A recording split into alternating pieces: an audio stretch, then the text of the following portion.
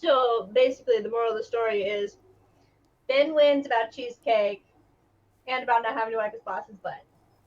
But kids make us sick, so that's cool. Mhm. Sounds about right.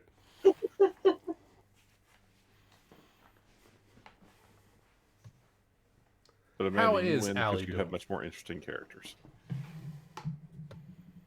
Wait, what? I said, but you win because you have much more interesting characters. Mhm. My characters do keep things interesting by going against the party 99% of the time. I like to think of myself as a reformed chaotic player. I'm trying real hard to stay on the straight and narrow. It's so hard as a player who's also a DM to not be like, well, but what's the trap though? Yeah. But what's behind that door? Yeah, I'm kind of a lapsed lawful good. It depends on which character I'm playing, honestly. Yeah, but so you guys have to understand for me, like, Cheshire is probably the first character I've ever played that I don't just immediately turn into a paladin regardless of what class they are. Yet. Nope. Nope. Cheshire will never be a paladin. Maybe Paladin the Blanche will cat change god? his ways. Oh, you know it. I'm really sorry I didn't hand the outline in to you. I got busy. I'm sorry, Lucas. What outline? Oh, thank God. Okay, good. Phew. For Blanche? You Yeah? don't need anything. You got everything golden. I can work off that. God, fucking good. I'm Okay. just gonna put weird, creepy, half orc people all over the place that worship Veratu, the demon lord of whatever, and it'll be God, fun. God, God only knows. I was starting an outline, then I got distracted. Then the financial aid office called, and they're like, "Hey, you filled out a form wrong. Your parents haven't been Uh oh. remarried." And I'm like, "What the fuck?" And then I owe $1,500 to the University of Arizona. So, moral of the story is, Do your paperwork correctly? I tried. I really did. Yeah. So I hate blame the paperwork. parents for fucking it up. Uh, You guys should have remarried so my paperwork was right. What's wrong with you? well, 2018 was such a weird year because my mom got married to my stepfather. I had to move. I had like 4 or 5 tax returns from 3 different states that I had to fill out for that year.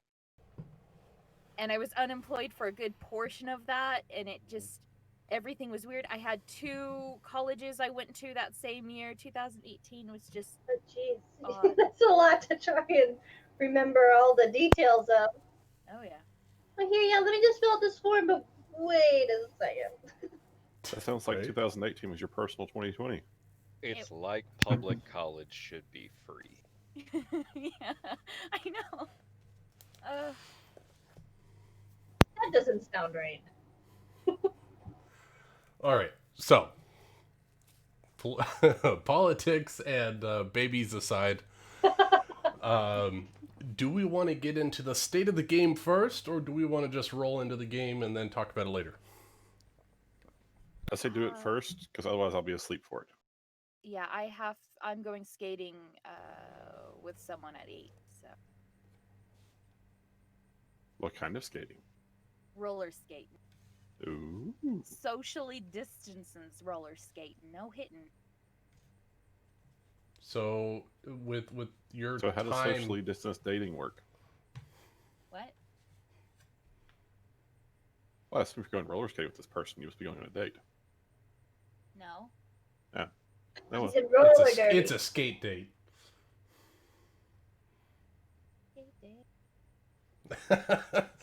All right. So does that mean you're cutting out early, Rachel? No, I just if I just have to watch the time. We finish at 7 our time Yeah. in Arizona, so you're good. I'm thoroughly confused. But anyway, we'll Time continue. zones. Take your time and subtract 3 hours, and that's our time. No, it's I've 2. been sitting 2 in this hours. office for it's 6 3 months. for Arizona for him. Oh, for him, yeah, okay, yeah, sorry. See, time changes. Daylight savings Don't time. forget. I don't know where I'm Look, at. why is it our responsibility to keep y'all straight, okay? You are the Because ones you that don't changed. change, that's Figure it why. out. I'm running on minimal sleep. Can't keep up with it. It's too much work. No. I'm moving back. Okay. So we'll start with an open discussion. I just want to see how you guys are all feeling currently with the story. I know that we are running very similar to the story of the anime. And I want to know if you guys are still good for that, or if you want more personal stories and we veer off of what I have been running. Well, I haven't watched the anime, so every adventure is a new adventure. So I like it. And I know for a fact in the anime, very little amount of inns have burned down. So that's definitely Yeah, different. so we're already different there. We've lots of changes. I'm fine either way, honestly. I'm enjoying it because I've watched some of the anime, but honestly, Charles has watched more than me at this point. Like, I leave it on and he loves it, and he will just sit there and stare at it. So I'm not like, oh, I already know what's going to happen in this town. Like, I am not there. But I've enjoyed it all, so I'm totally cool with continuing the storyline, or if you want to branch out and follow, like Erling mentioned, going after his siblings, that could be fun. I'd be all up for that. So if we just want to go and fight some random sea kings to find vengeance, or, yeah, I'm up for all the options. Yeah, so I think like a good following the anime and then little side plots to go with it, like a side arc, right?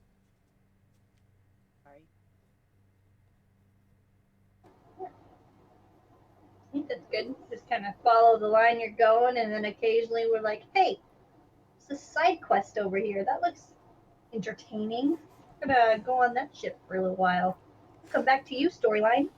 The last time I did that, you guys ignored it. No, I'm joking.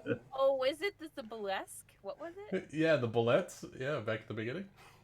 I'm sorry. I don't I was, care. no one wanted to go to that cave, okay? It was too dark and it was way too scary. There was not nearly enough no books at the time. Just don't make any of your side quests underground. Right? Now you know. Okay. How are we feeling with the theme? Do we think that we're getting what we want from a pirate campaign, or is this starting to feel too much something else?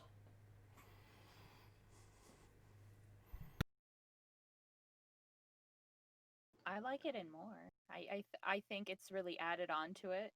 I like it. Yeah, I'm having an absolute blast so far.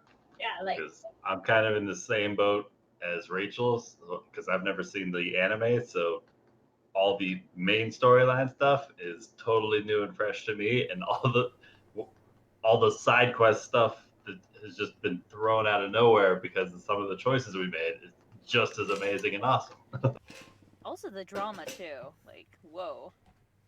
All the love the triangles drama that were is popping up superb. everywhere, man. Yeah, I'm good with just kind of continuing what we've been doing. I don't have a whole lot of backstory I'm trying to explore with my guys. I'm just ready to hop into any of the insanity that goes on. Just want to play. I like it. Ready to rock and roll. Summer, how you feeling? Everything is great. Like, this is great. Everything is awesome. Everything is cool when you're part of it. Yes. Everything is awesome.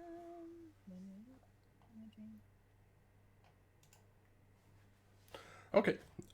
So as far as story and theme, we will continue on with what I have, and I'll just make sure to add more side quests and personal interests as we go. let's see here.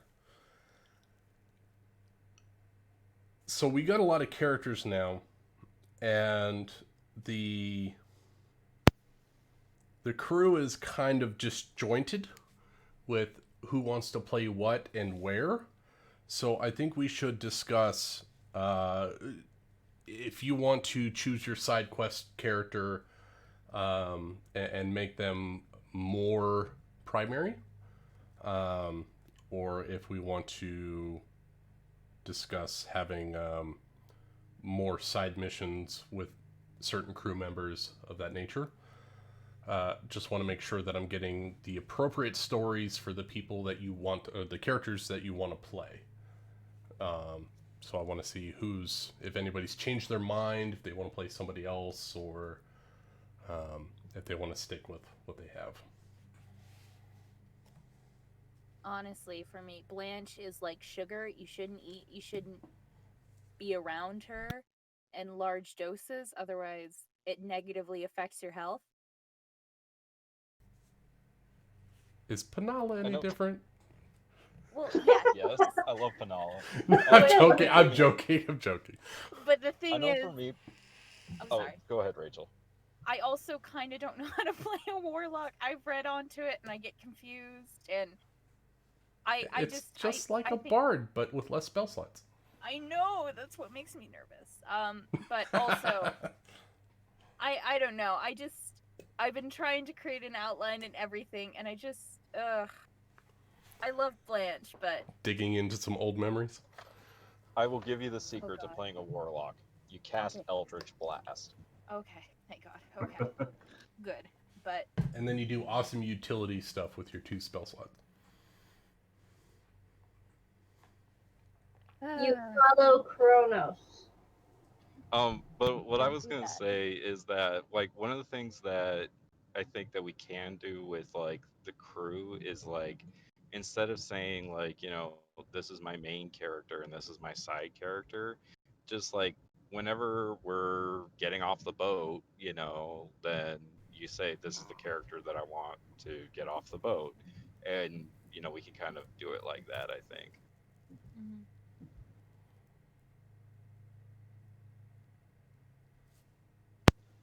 And I'm fine to just take either of my guys, depending on what the party composition looks like and needs.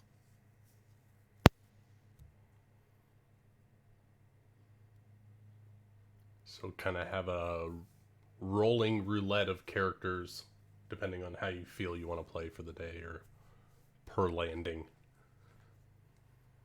Be more appropriate to bring into the towns, and if they have inns or not, depending. So who bring the leave on- side crew into town so you don't burn down an inn. Is that what you're saying? Yeah, I mean, at least. But specific what I'm character. saying is, like, why can't it be like, you know, Neptune and Penala and you know, Forex and Erling, you know, like, it could be, It's a you know, match. that yeah, exactly. I think of it kind of like Star Trek. It's like you've got this cast of characters. Exactly like The Star away Trek. team can be whoever the away team needs to Except be. hopefully nobody dies. Oh, who's the red shirt? Penala. Who is the one that's dictating who's going on what missions? Is it the captain? would We have be 2 the captains. captain. That would be Iskari. She is the one captain right now because she kicked T's ass. For So now, there is okay, one captain right now. Wait, I wouldn't say like kicked her Two ass. I ass? just like punched her in the face, you know. But Obliterate her ass. He There chopped was her in nothing half. left. Right. But had to punch her twice, so. yeah, That technically, is true. It was one turn, but 2 strikes. so she's basically a beast still, guys. Okay, so for the time being, if you want a specific character to go out on a particular mission, you bring that query to the captain, RP it, and the captain will decide what is the I mean, most we viable. don't really need to RP it because it's just going to be like, Iskari's just going to be like, oh, you want to go? Sure, go. You know, like, pretty much, Yeah. Iskari's only just going to have to figure out who's in charge of the mission. Unless we want to bring both of our characters, we can't decide which one to bring, and then we will have a meeting. Then you have to make a decision. Did I just kick somebody out of chat on accident? Orion is gone. Why did you do that? I don't know Did what you I boot did. him? Can I do that? I'm not the admin. Yes, you are. You started the channel. But I gave it to you. Sorry, You're Ryan, still did I alive. boot you from the call on accident? I think so. I thought Amanda hung up.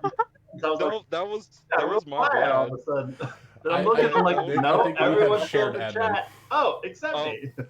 No, like I was trying to unmute myself to say was like to Ben's point, in Star Trek, the leader of the away mission gets to choose who is on their team. So Iskari is going to be the one that's like, yeah, this is, T's mission, so T, choose your away team. Like that's how it's going to go.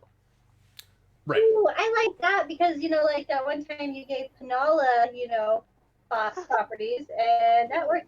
It was cool. It was like, Panala, who do you want to take with you? Oh, okay.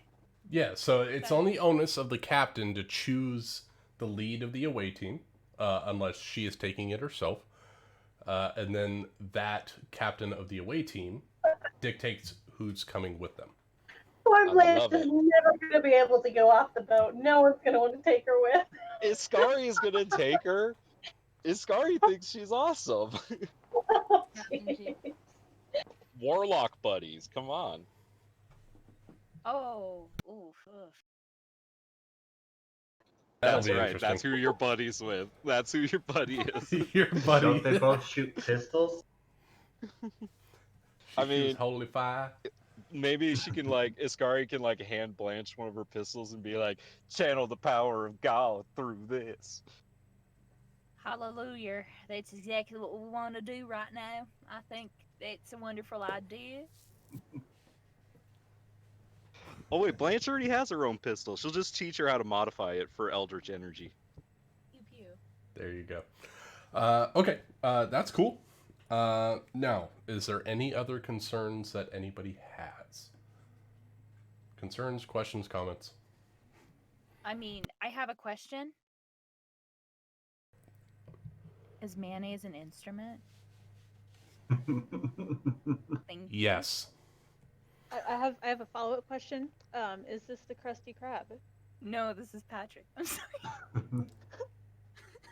The Krusty Krab is at the Fishman Get out of Island, the and way! you can go there and get a Krabby Patty when you choose.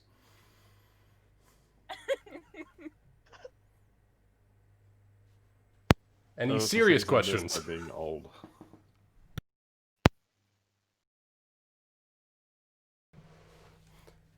So, does anybody have any serious comments or questions?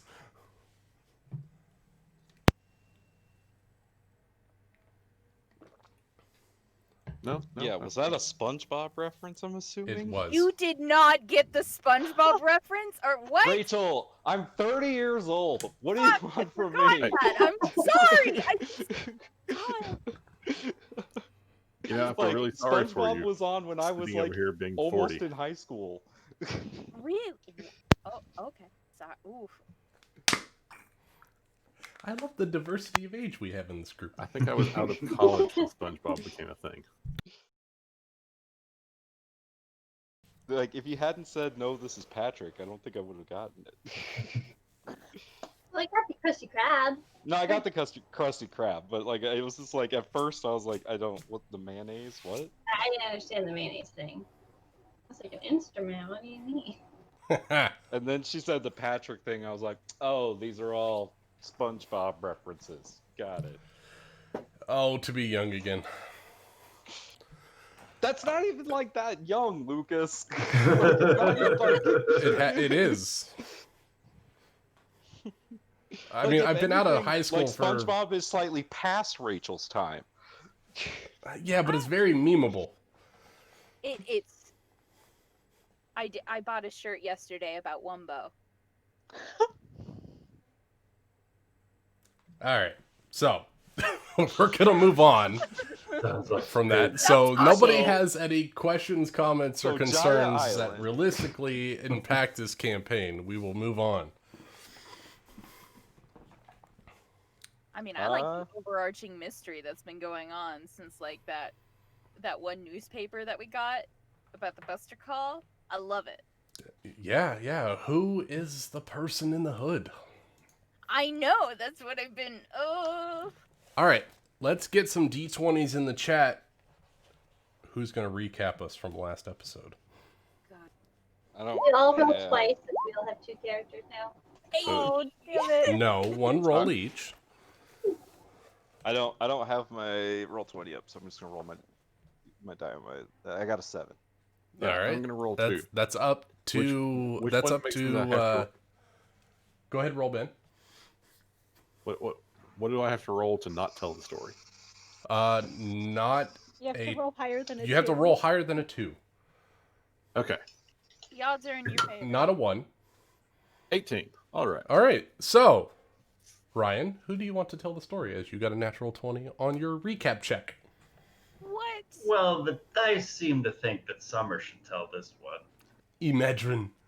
Recap from your point of view what happened the last time we were on this island. Okay, so I remember very little of this because I was pretty sleep deprived, but I'll do my best. All the better. So the side Captain T's crew was chilling in the inn waiting for the One Horned Pirates to show up, and they like devised some kind of plan. I don't exactly remember what the plan was. I think they were gonna divvy up everybody to like try to take them down like groups. Capture them with nets, yeah. Yeah. The One Horned Pirates start to make their way into what is the town called? Jaya. Mocktown. Oh, sorry, Mocktown. Mocktown. Yeah. But beforehand they attempted to disguise themselves. Iskari did nothing to disguise herself, really. Her most defining feature was still very much there. What are you talking about? She put us on a scarf. And she didn't realize that disguising herself was important too, so. True. Or maybe Um, she didn't care. That's Maybe most she didn't have the intelligence to care. so they go to the inn. I'm pretty sure Penala went in first, and then Rookie followed, and then Erling was in there, I think. Then he spotted Neptune and was like, "Hey, Iskari, hold the fuck up. That's a bad bitch right there. She wants to kill you, most likely." And Iskari was like, "I don't give a fuck." And then she, yeah, Whoa! My precise words were, "Damn, she sounds cool. I want to have a drink with her." She's fine as hell. I don't give a fuck. and she, more or less, not more or less, she went up to Neptune and was like, "Hey, Erling told me that you're pretty badass. I want to like." I don't remember if Iskari wanted to fight her or just be with her. Iskari wanted to hang out, and then T was like, "Fuck you, fight me." Oh I yeah. didn't say it that way. I said I'm here. Like, I got business He cut to a do. deal. We can be friends if you can beat me. Yeah. Okay? Only the cool people can be friends. So they made a deal that they were going to duel at sundown, I believe. And Time for a nap. before that, Yeah. Don't interrupt you. and the terms were that if Iskari lost, then she and the crew would have to give themselves up to Neptune's crew so they could be turned in for the bounties. But if Neptune lost, then they all had to become part of the One Horned Pirates. And ultimately Neptune got wrecked. So Can I just say real quick how angry Paola was about this deal? Like there was ever actually something to worry about. It's true. there was there might have been a small chance. There was a chance. Oh, that was about it. Um, So funny to me. then they headed back to the inn after everything was like said and done to socialize and whatnot. Amedrin, Panala, and Rocky got into a drinking contest. Amedrin won because he's a badass. And everyone else just kind of talked amongst themselves. I don't think there's anything else that was notable. Just the duel Really? outside, I think. There was a duel outside. No, Yeah. I think that was. Midger was way too drunk for that. Wait, there was a duel? What? There was another duel? That happened outside, right? That was after everyone talked in the bar. They went out of town, and then... But she told that part. We talked, and then we fought, and then we went back to Oh! party. Yeah, and then you all went back and had drinks. Yes. And that's where we pick up. What was a horse? Oh yeah, Forex was a horse? horse for a while. Yeah, he was a horse for a while. He's just like a horse that casually walks into the bar. It's like, wait, I remember this part. Okay, sorry. Beginning of a joke. Horse was.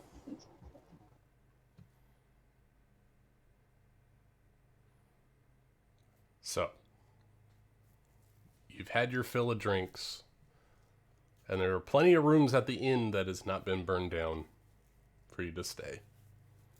And I believe you have a couple of days left before your ship is back in sailing shape, as Mont Blanc is fixing it at a shipyard. So you go off to sleep. Unless there's anything anyone else wants to do. I mean, no. Perfect.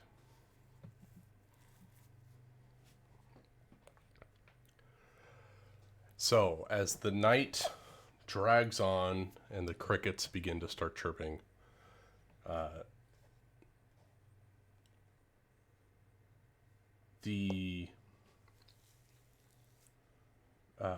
you hear the occasional bypass as someone is walking down the hall to their room, stumbling, occasionally hitting a wall. It sounds like there's still some movement, even at this late hour. But you do drift off to sleep as the movements become less and less. We're going to start with Erling.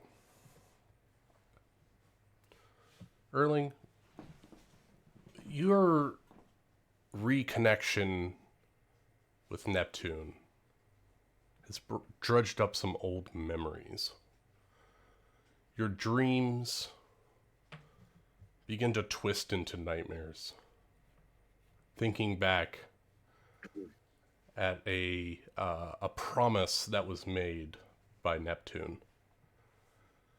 You're thrashing in your sleep. Your face is twisted in torment. The sheets are drenched in your sweat as you slip into this sleep paralysis. It's a dream or a nightmare that Erling hasn't had for many years. I'm going to move you all over to a map real quick.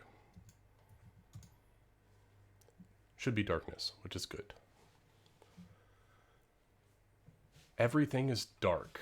Hello, darkness, my friend. You feel moisture on your face. You go to lift your hand to wipe the moisture off from underneath your eyes, and you feel the tug of a restraint. You can't move your arm. You go to open your eyes, but they are crusted. You break the crustation with sheer force, but your vision is still blurred as you see a bright, hot light above your head. You think back. Today is the day that your father was going to experiment on you. Your vision begins to clear as you look around and see that you're in your father's operating room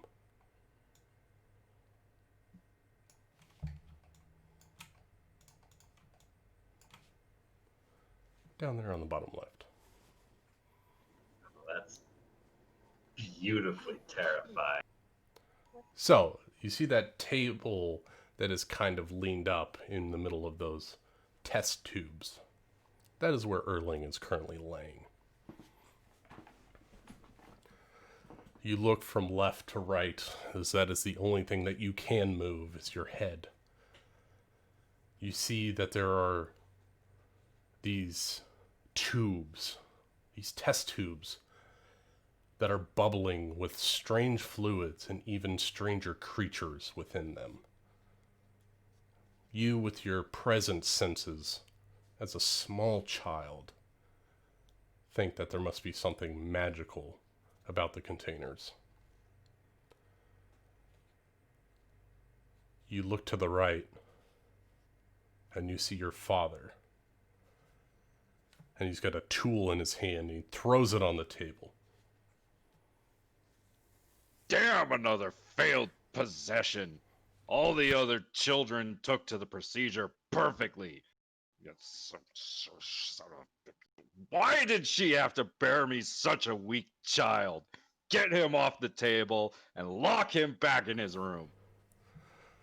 You see as three of these strange amalgamations of people, 7 feet tall, 8 feet tall.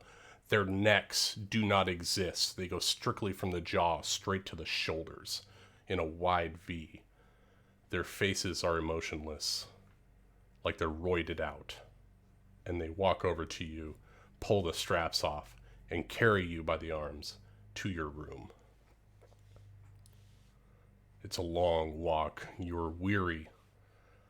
You feel the incisions in your arms, the holes from the large needles.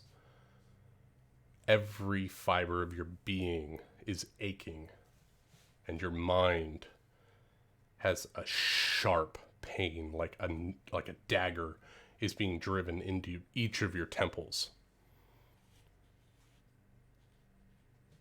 These three men, if you call them men, these experiments, march you down long corridors, down staircases, to what you presume would be a dungeon. And they throw you in the dungeon. You clatter against the ground, blood spattering. There's a small bit of hay on one side. You see a stone table, a couple of candelabras made out of crude clay. They close the door behind you, and these candles light as soon as they close the door.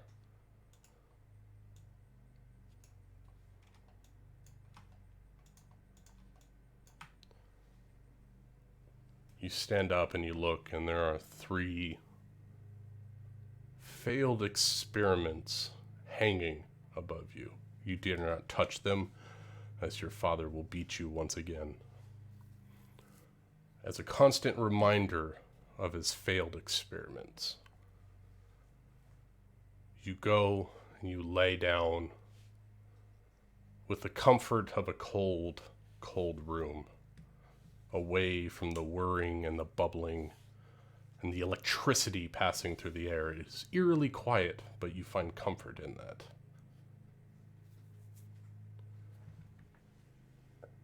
After months,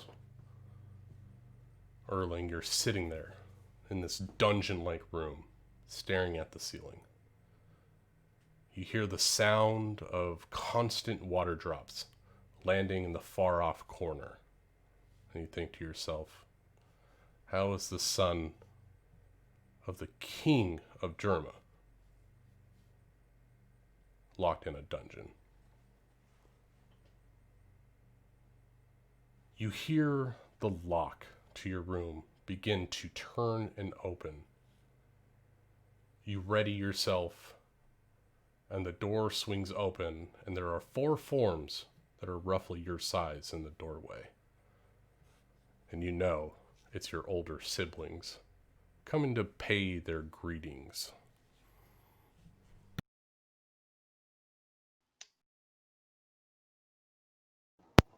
Oh, Well. Erling. Your poor, sad body. It's a wonder Father even keeps you around here anymore. Personally, I think that he was adopted. I mean, look at him. And such a disappointment to Father. Surely Father didn't have any part of this. I'm sure you're right on that one. Why do we even keep him? Shouldn't we just get rid of him? I mean, we could play a game. Ooh, you do know I love a good game. I'll tell you what. I'll get a noose. And you can hold his legs. I'll pull on him. We'll see how far we can stretch him. He is very small for his age. I can't see it hurting any. I mean, it's bound to do nothing but help. I'm sure. Maybe if there were more space in his body, he'd actually be able to do what he's supposed to do. What else could we do? How else could we help Father? I mean, I hear that if you break someone's legs and then you stretch them, they'll heal longer. Maybe that's how we can help him grow. Pain does open up ways.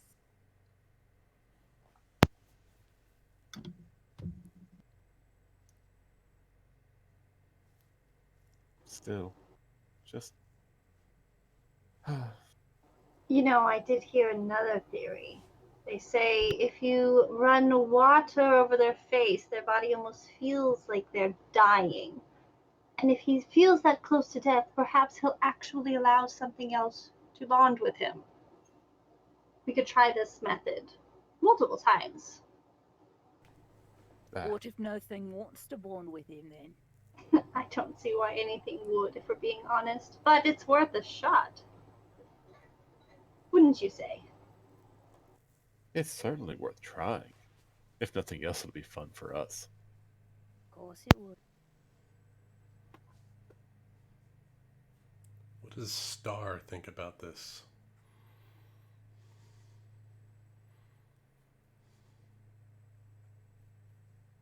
I'm sure it would be much easier on Father if we just did away with him.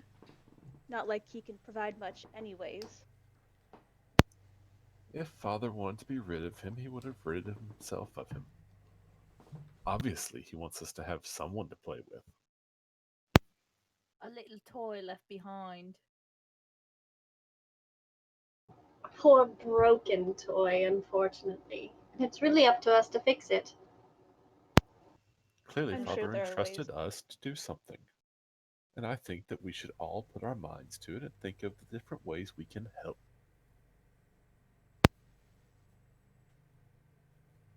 Erling, this is not the first time that your siblings have berated you. How do you stand up to your siblings? Or do you? Erling will probably just be looking up towards the three heads dangling in his cell and just like quietly start mumbling to them So until their beratement's over. I don't even Sorry. think he's listening to us. I think you need to You should speak really up a pay little bit attention more. when people talk to you. Well, you're not just a listener. No Are wonder these why your he's no good at friends? anything. Is that what you... Are these your friends?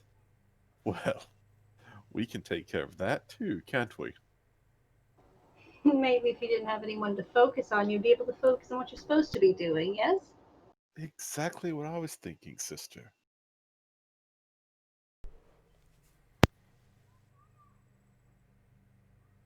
Well, we can get these out of the way and make sure there's no distractions.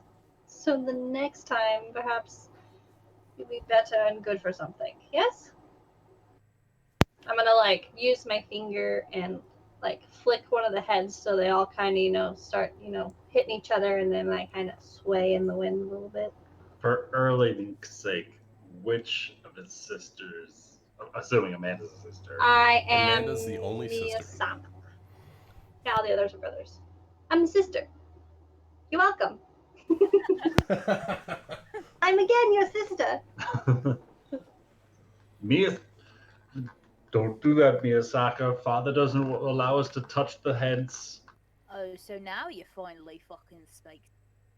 Well, if something were to happen to them, I'm sure he wouldn't blame me, don't you think? I'll flick it again.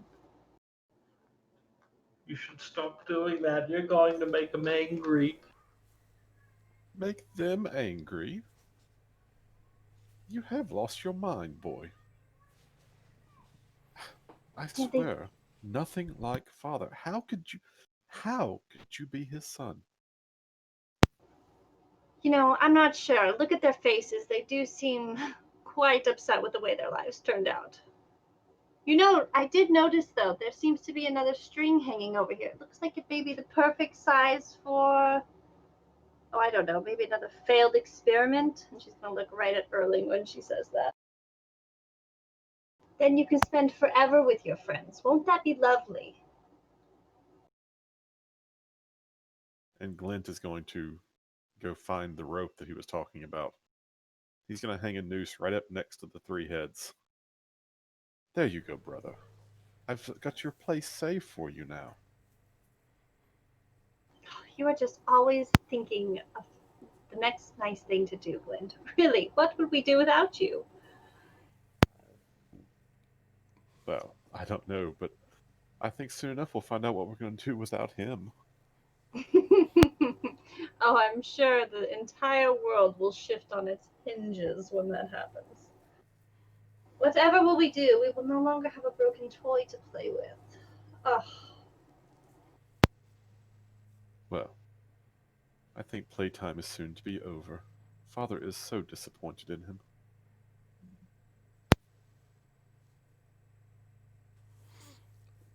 As your four siblings rough you up, and their immense strength is something that you cannot fight against. They lift you up and attempt to put you in the noose. What do you do? Just start struggling a bit. I'm trying to remember that feeling while on my father's table, that energy that just surged through me, surged through Erling, and like trying to draw on that. As you draw on it, the heightened senses of your siblings definitely pick up on the increase of spiritual energy. How do the siblings react? And what's Do you this? feel that? Maybe he's not so useless after all.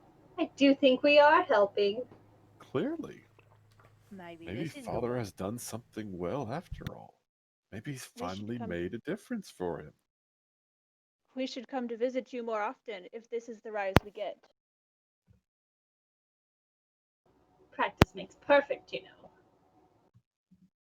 And Glint is going to, as the one holding like the noose and putting it around his neck, he's going to smack him upside the head quite hard. Erling, you see stars as this enhanced being, even though he is but minutes older than yourself, hits like a truck, and your vision goes white, but you maintain consciousness. Come on, aren't you going to fight back? Let's see that spiritual energy you just did. Come on. He'll just stay laying on the ground, eyes open, just kind of like further curl himself up into this ball. Oh, we're family. Families stick together. Oh, Pooey. We broke the toy again. Well, I thought he'd found something there, but I guess not. We'll just have to try again another way. Father will be so displeased again. But we should report the small little thing he did. Perhaps Father will find a use for it. Well, yes, if nothing else, she's just gonna like put her hand on the noose and stare at Erling. At least we have a spot for him to stay.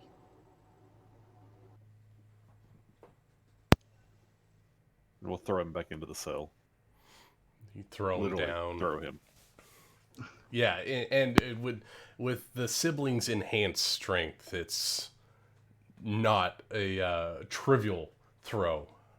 Oh He yeah, slides across the he's table. not a very strong kid. Or slides He's not a across strong the ground. adult. Yeah, no, he's not. He slides across, hitting every stone on the floor, and slams against the solid stone wall. And you feel a rib has broken with the throw. They close the door, leaving with a smirk. And for Maybe months, next time you'll accept a spirit and finally get out of there. If it's possible. Maybe something will take pity on him. so for months upon months, it seems like it's a monthly occurrence that your siblings come down and test your resolve. And every time, the same spark of spiritual power is shown, growing enough each time to keep them from outright killing you for being such a nuisance to your father. And after years of this, your father comes down, the three goons that are ageless, but always as strong, come down quietly, unlock the door to your cell, and they pick you up. They frog march you as you've grown to that of a teenager. And they just drag you across the floor. No amount of kicking or screaming or fighting will stop these hulking men from dragging you to your father's laboratory once again. You see there, standing outside the door, your oldest sibling, Miasma, waiting for the goons to take you in.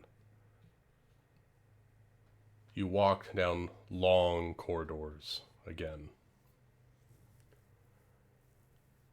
As you're brought in, you see that the lighting has changed from that pale blue green to that of a dark crimson red casts its light over the laboratory. You see that Judge is standing there motionless, staring into a new test tube, something that is a different creation from all the other times you've been experimented on. Inside this tube, the liquid is a dark, dark red, almost black. And you see a pale hand pressed against the inside of the glass. And you see the occasional glimpse of a face shrouded in the dark liquid, breezing across within view. Features are not comprehensible, but you know that it is a face. The goons throw you onto the table and strap you down hard. Erling, you look pleading, but there is no help to be found. Judge walks over to where you're laying. He is shadowed by the overhead lights,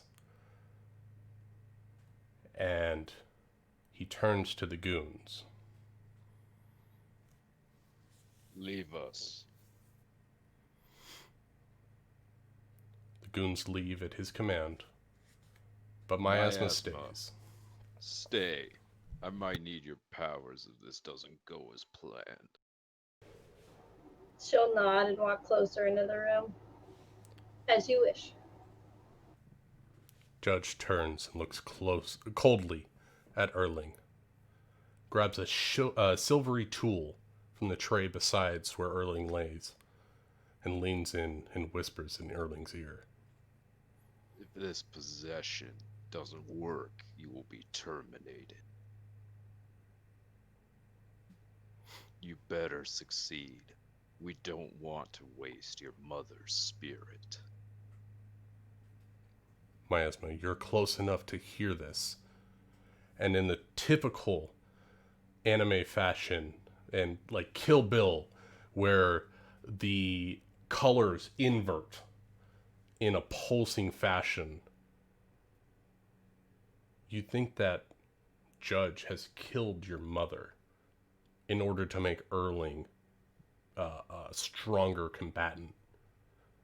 You fight every fiber of your being to not show any emotions. You pretend that you do not hear what your father just said. I'm glad she has a better poker face than I do. My whole face was like, She's a trained elite soldier. She can hold her face, but inside, oh, yeah. there Inside, is yeah. utter Feel it. turmoil. Cool. I'm just gonna stand here, take a few steps closer to support the judge. The judge, he pulls a tube about 2 inches in diameter with a long needle on the end, something that hasn't been done before. He pulls this down, and he looks at you, cocks his head, hesitates just for the briefest of moments, thinking, we haven't tried this experiment before. And he takes this needle and he stabs it directly into where your heart would be. And the flush of liquid, and Miasma, as you look back to the tank, you see that this black red liquid, along with this wispy white face, gets sucked through this tube and directly into Erling's body. Erling, you wake up in convulsions.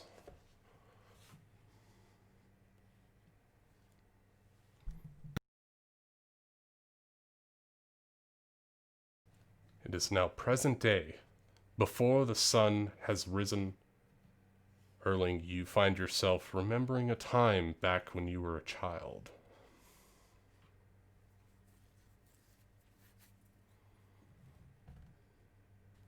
How does Erling feel? So Erling's going to go over towards the previous mage's setup in this room that he picked out. He's going to go and just slowly start to fill a metallic basin about halfway full with one of the bottles of rum that he's got in his room.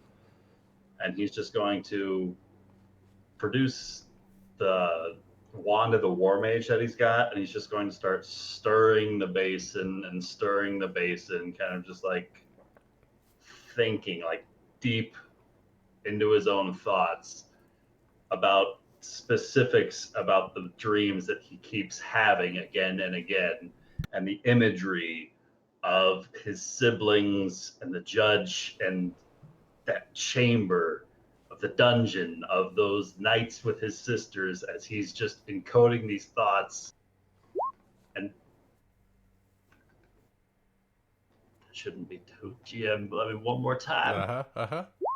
As he's just enchanting his own memories, as he's pulling these thought strands from his own mind and placing them into this basin. And when he's done, he just kind of swirls it and then dumps it back into the bottles of rum once again.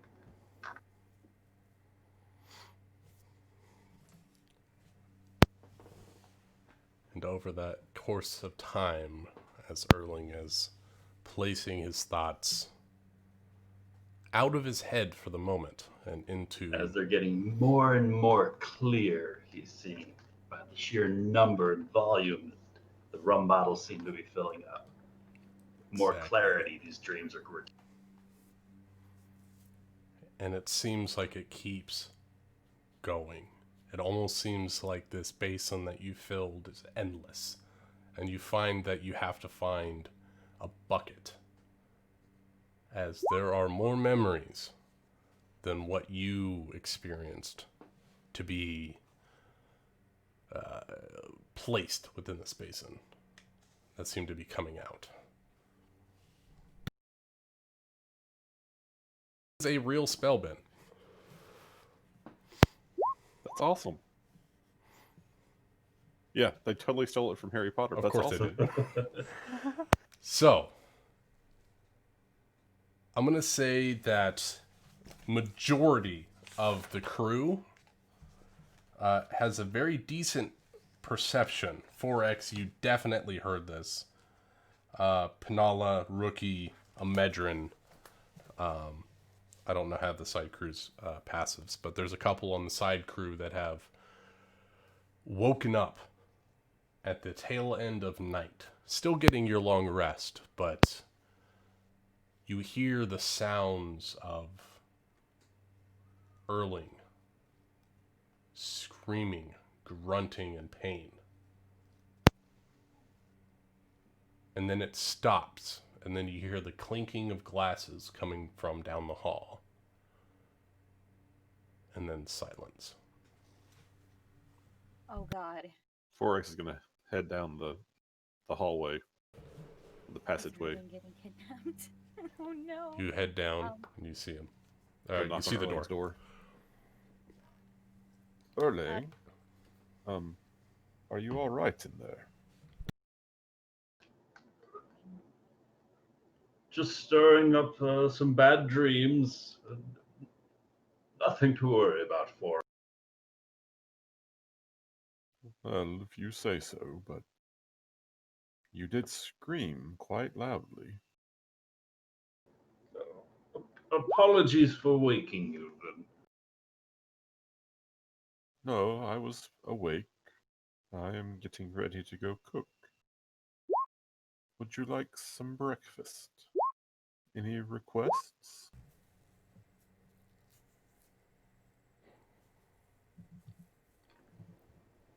Have you any just plain bread? Of course, of course. Bread it is. And 4X goes and fetches some bread for Erling. Can Penala look into the room and... Yeah, you see that Erling has composed himself at this point, and you see that there is splashes of what appears to be some kind of brown liquor, as well as a handful of empty bottles and a bucket that is also filled, as well as like a stone washing basin that has the same liquid within it. And he seems to be trying to clean his hands. Oh, thank God, Erling. Oh God, I thought you were getting kidnapped with inns and stuff. You're just doing some early morning drinking? Is that it? What's going on? Sorry, Penala. I was a bit deep into the bottles earlier than I should have. Yeah. Adding, 7 members of the crew will do that? You're okay, right? Well, after the vetting process of the last one, once you saw him nude, you invited him right into the parties. Surely the captain's vetting process of at least dueling them is a bit more tactically sound. Yeah, right. Right. Of course.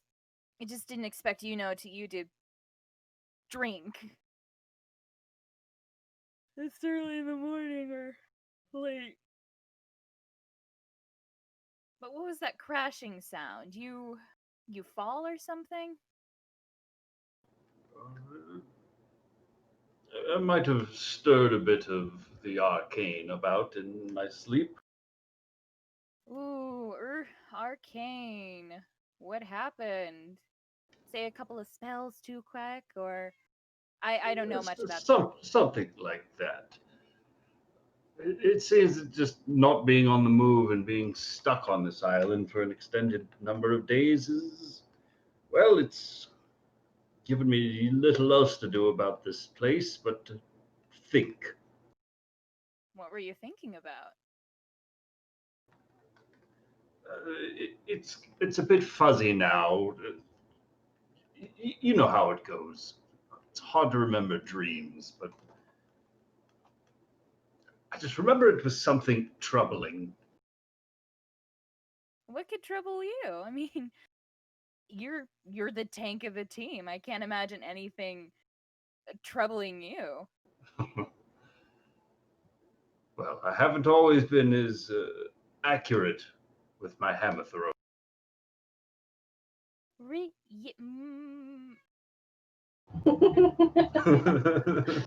I don't know about that. And Penalo kind of rub her head where the hammer hit her in the head.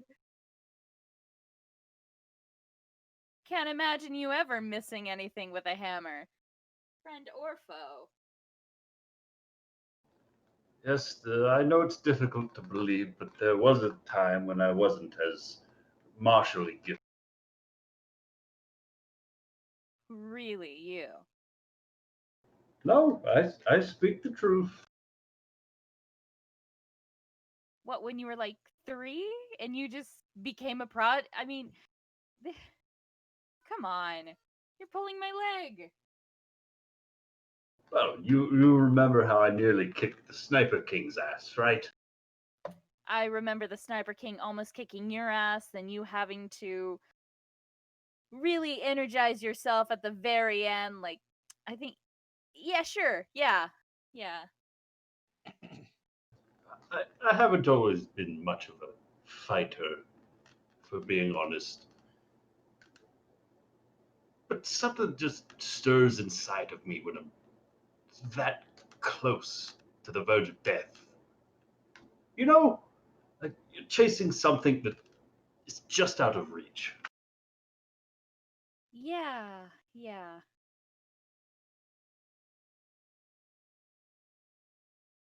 But you're okay now, right? I think so. Oh, all right. Well, is 4X down there making breakfast? I think he's throwing something together. Penala, At that point, 4X walks in with a tray with some fresh bread, or relatively fresh bread, and some cheese and meat. Relatively hearty breakfast. Yeah, Erling? There you go, Erling. I thought you might like a little more than just bread.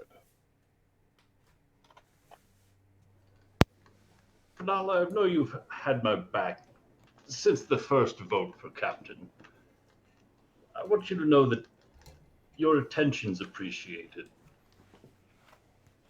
Oh, And thanks. should things ever get bad, I'll let you know. But in the meantime, could you hold on to something for me? As long as it's not that creepy doll. Oh, she can stay with me. Oh, did you Uh, name it now? She has yet to pick her own name, but perhaps one will come in time. Cool. But I wanted you to hold on to this, and he's just going to kind of hand over this. Well, effectively, it's like a bolt of cloth that's just bundled up. Oh, your magic thing. Yeah, the cloak he used to be able to animate all around. The bladed cloak. Oh, this is your animated cloak. Why are you giving it to me? Are you sure you're okay? You're not... Everything is fine. I realize that you're not the one. You're not as helpless as I might have originally thought you to be. If you hadn't have gotten out of the bilge pump room when you did, I think things could have taken a sour turn for the crew. Well, So I just want you to hold on to this until I'm feeling back to 100%. thanks, Erling. I really appreciate it, and yeah. Also, relaying back to history, I'm really sorry what happened on Locktown. I never got to apologize for that. it's all right. You were able to outthink my luck. I Yeah. had no idea you were capable of teleporting yourself such vast distance. That could be incredibly useful going forward.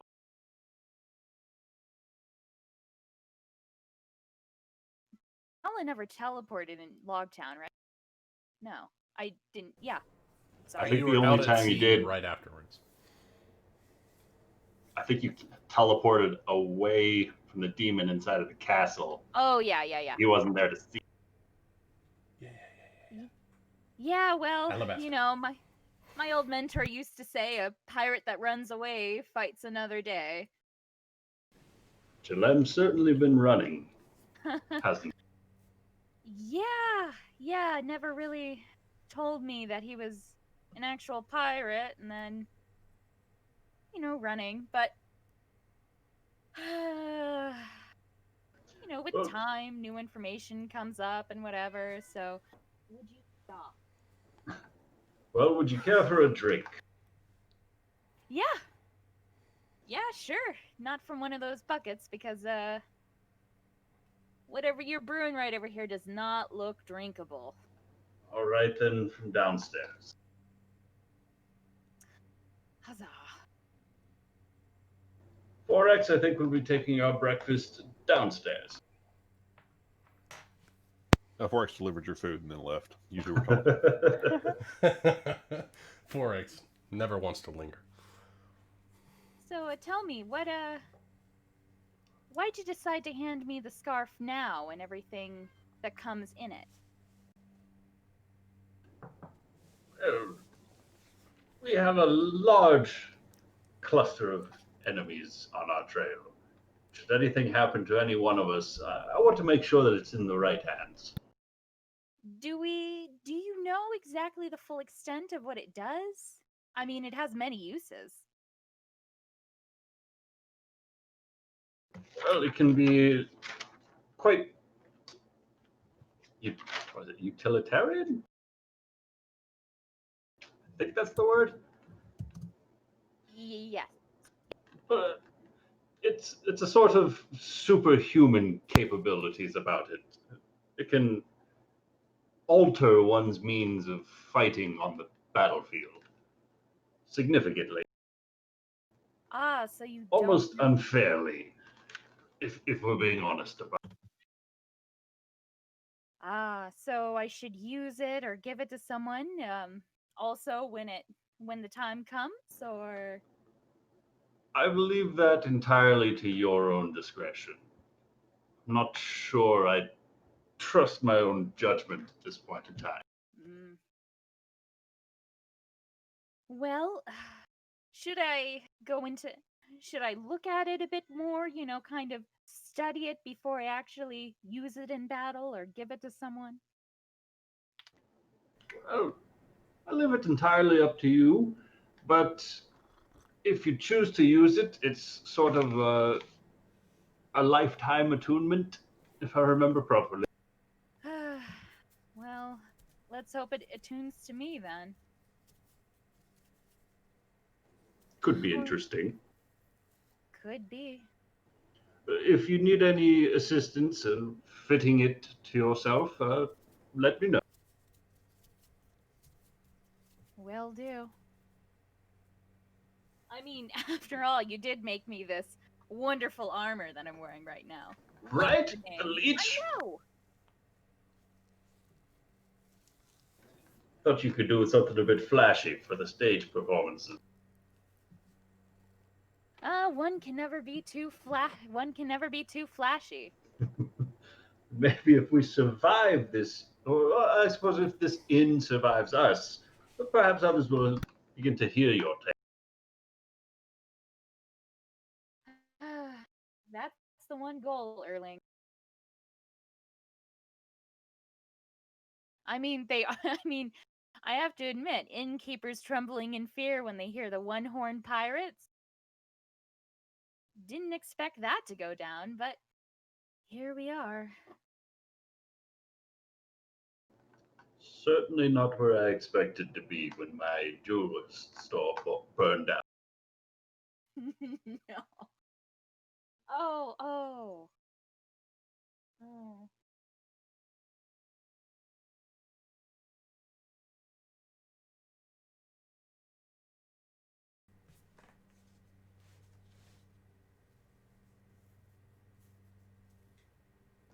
I wonder what Rookie's up to.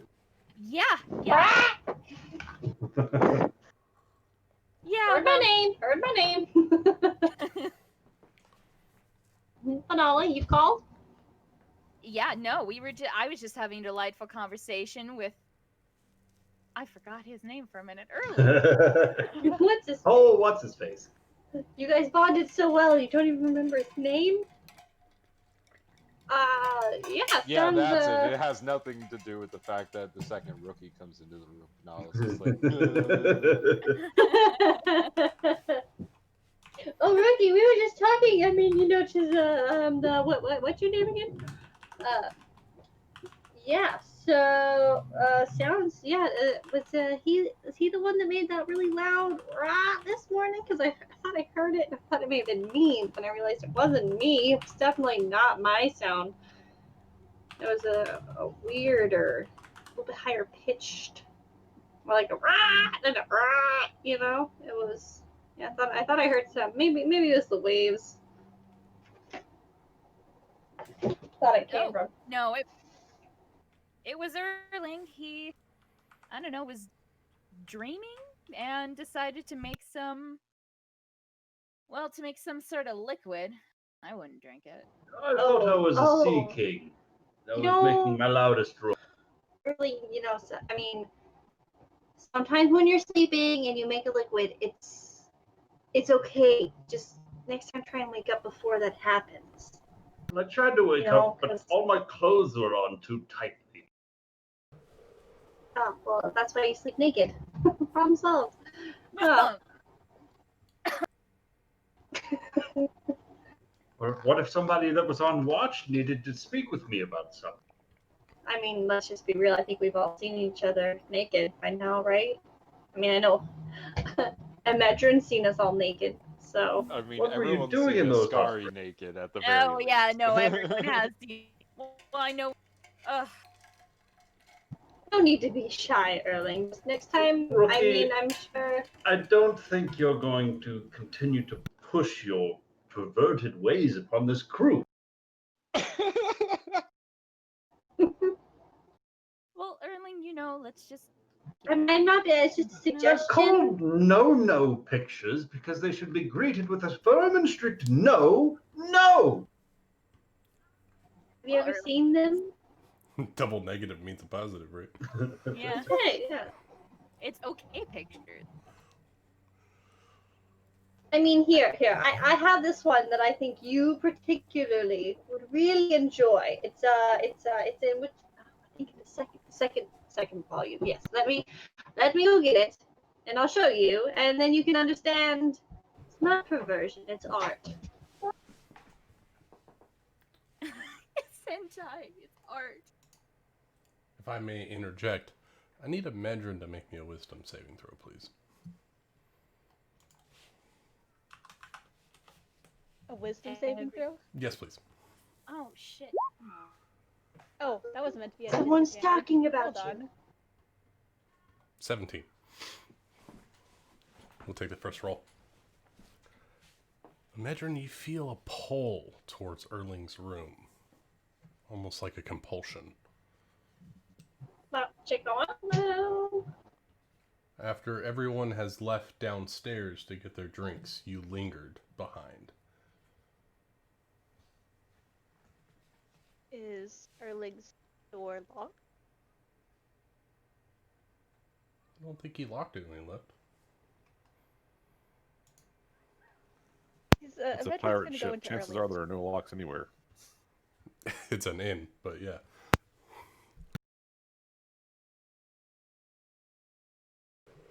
You test the door. It opens.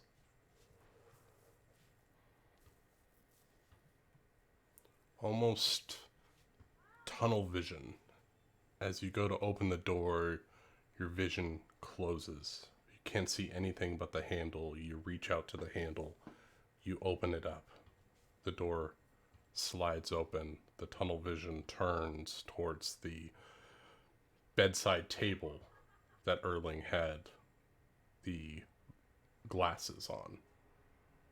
And your vision is throbbing right around those bottles.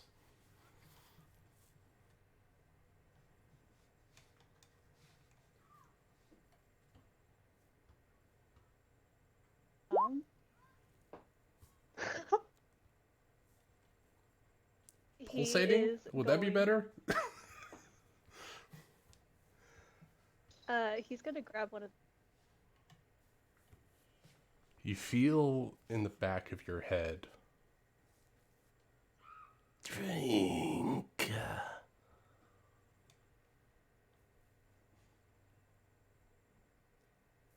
Drink it now.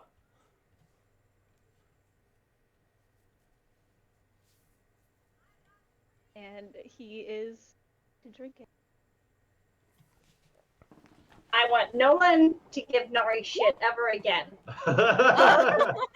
Why do we keep doing this? As we do what we're told. As Amedrin drinks this liquid,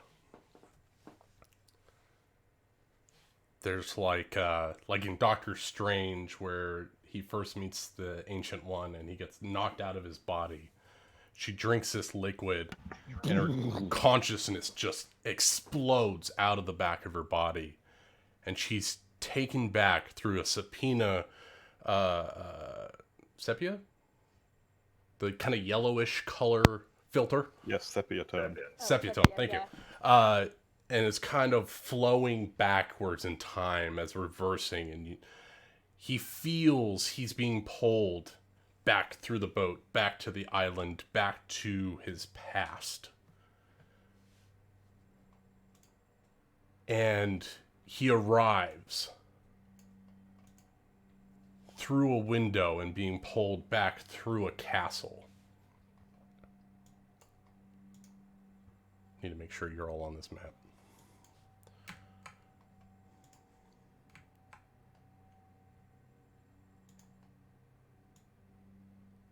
Sorry, can you repeat that? Yep. Can you see the map? Yes, sir. All right. Should all be seeing that. You see this floating island on the backs of gargantuan snails. Amedrin, you're sitting there on one of the high towers, overlooking the area. You see courtyards all around with these amalgamation people that are 7, 8, some are 10 and 12 feet tall, with no necks to see. Their chins go straight into their shoulders. And they're hulking, and they're wearing this strange black outfits with a 6 and a 6 on either side of the breast of the shirt. And you're looking, and your vision tunnels once again, and it pulsates. And you see a window in one of the highest towers. And you hear the compulsion, once again, this nagging in the back of your head. Kill her. Do it. Nice. I want to see what you're capable of. And you flash forward. You're bouncing from rooftop to rooftop, running around the parapets of this castle, jumping and climbing from building to building as you make your way from the left side of this map to the middle. In the center tower with the giant skull and flag, you're climbing the exterior of this tower. And in the shadow of the night, you look inside the window. And you see there's a beautiful woman, blonde hair, lying peacefully in bed. And you see coming from the exterior door a large man with a mane of golden hair all the way down to his knees, giant mustache, and a war helm. And he speaks to his wife. I don't appreciate what your child has brought to us. He is weak. He is not fit for our name. He's done nothing but bring disgrace to us. All of your other children have done well. What do you have to say for yourself? She looks up bleary-eyed. Again, Judge, I can't control what happens. I've given you 4 wonderful children, and Erling is going to be more than enough. Just give him time. And he throws something across the room. I've had enough of this. If he doesn't succeed again, he's being terminated. I'm not gonna have our name sullied by that weak boy. And he storms out of the room. And you see this woman flustered, red in the face, as she's trying to defend her son in the best way she can against this tyrant. She tries to roll over. Her back is facing you. You feel the compulsion again. Your vision narrows on a spot between her ribs, right above her spine. You draw your bow. And you release. And your vision is brought back to yourself, and you're standing inside Erling's room.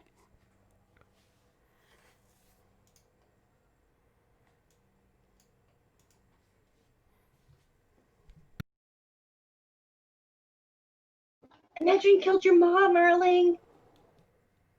You son of a bitch. I'm gonna And you feel that tickling, the dull pain in the back of your head, still throbbing after you've drinking that liquid.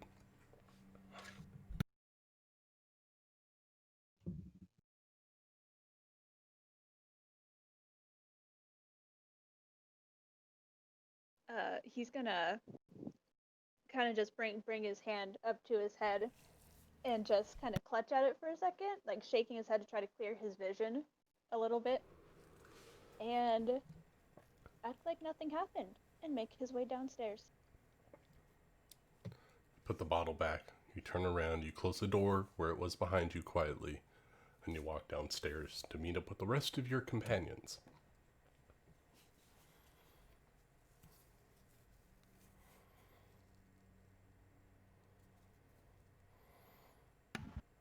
Good morning, everybody. Morning, Walrus. I forgot your name. My name is Ulysses. All right. Is it more? It's morning, right? Definitely morning. Is there any news coups that have come through here? Any newspapers? Oh, yeah. Yeah, I bought one this morning. You can read it. I'm done. Oh, hell yeah. Bartender, another round of your breakfast ale, please. And a water for me, please. And a water for me, or just an apple juice. Don't want to, enter into a zenful stupor. Yeah, I'm gonna get a seat on the other side of the tavern, far away from that one. Well, when Panala's reading the newspaper, is there anything that that piques her interest? What are you hoping to find? Oh God, I had like several keywords. God. Okay. Any news on what was it? The Gallows song, Jalem, the anything about the Buster call that was heard, anything about Smoker, that one guy that Iskari just decimated, the kid pirates,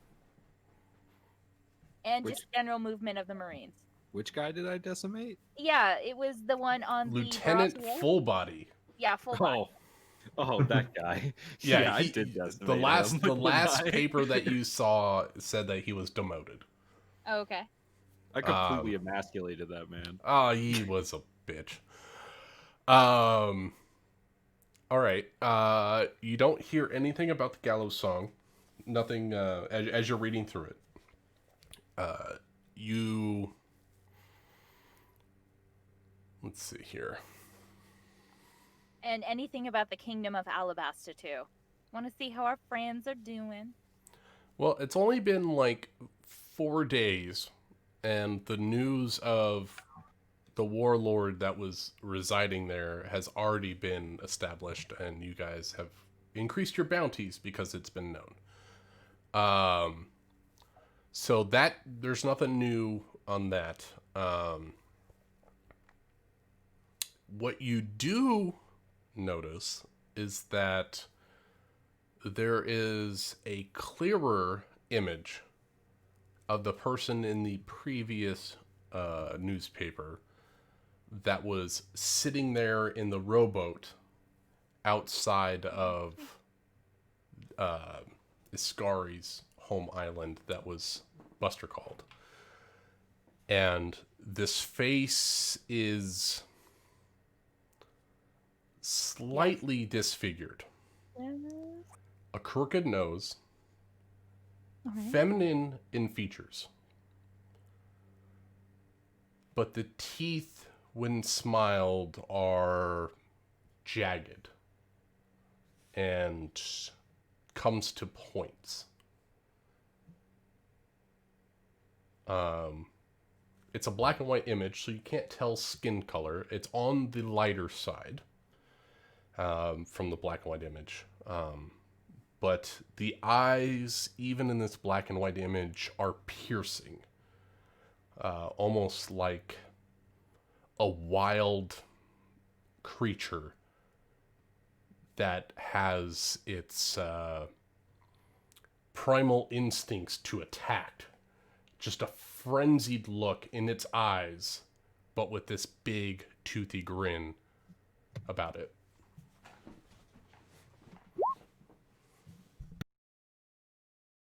Is there anything, like, any captions underneath it? Any name attached to it? I'm on the edge of my seat right now, y'all.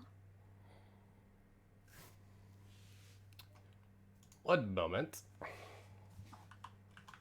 Oh my god, I'm so excited.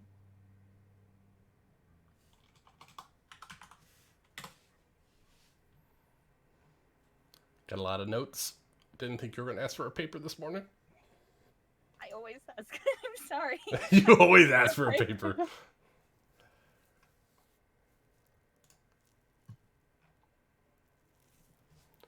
It says, let me see here. It says, Vice Admiral Yolva. In captions, large bold letters, has extinguished this rising heretic culture extinguished this heretic culture against the world government. And it's just got this beaming image of this snarly looking humanoid, toothy grin. And it says... And that was Vice Admiral Bolwa? Yolva. I'll type it out. Yeah, thank you. Vice Admiral Yolva. As soon as she reads that, she'll try to get the captain's attention to drag her away from the rest of the party. if that's okay. I'm sorry. What is it, Proceed. Hisrod? Did we make the front page? You could say something like that. Iskari, do you know this person? And she's going to show her just the picture because she can't read. Does Ascari know that person? Nick doesn't recognize that. Roll me a history check Wait, with but your can low Penala- intelligence. Can Penala roll a history check? Anyone you show can roll a history check. It looks Neptune like a probably very would've been terrible something. black and white image of a person that had hit every branch on the ugly tree on the way down. Oh, why is Is it? it Why are you rolling a at disadvantage? demon? No. Iskari, this is the person who ordered the genocide of your people. Yes! You This guys is are the terrible at person that's history. responsible. I'm sorry. What? Yes. Yes. Well, who are they? What's their name? Vice Admiral Yolva. Anything else in the paper describing who she is and what she? No descriptors other than the hero that's slain the heretics. No, but it looks like the Marines are staging this up for her to be a hero. Oh, Are you okay? You've been acting. here's what I want, Hisrod. I want you to Oh. find out where this Vice Admiral is so we can go find her. Right. Are you okay? I wouldn't say. Yesterday was fun and all. You just seem off kilter a bit. I'm not. I appreciate your captaining and everything, and I know now that I have to follow your directives because you're pretty strong and everything. But I'm just sort of worried about you.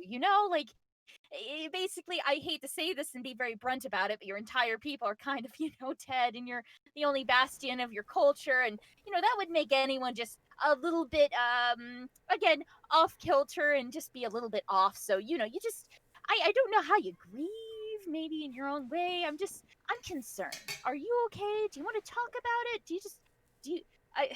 I know this is a way to get your revenge and everything, and right now I just seem to be talking to fill in the void of silence, but do you want to talk about it and then we go what should we do? For me, I'd tell you this, Hisrod.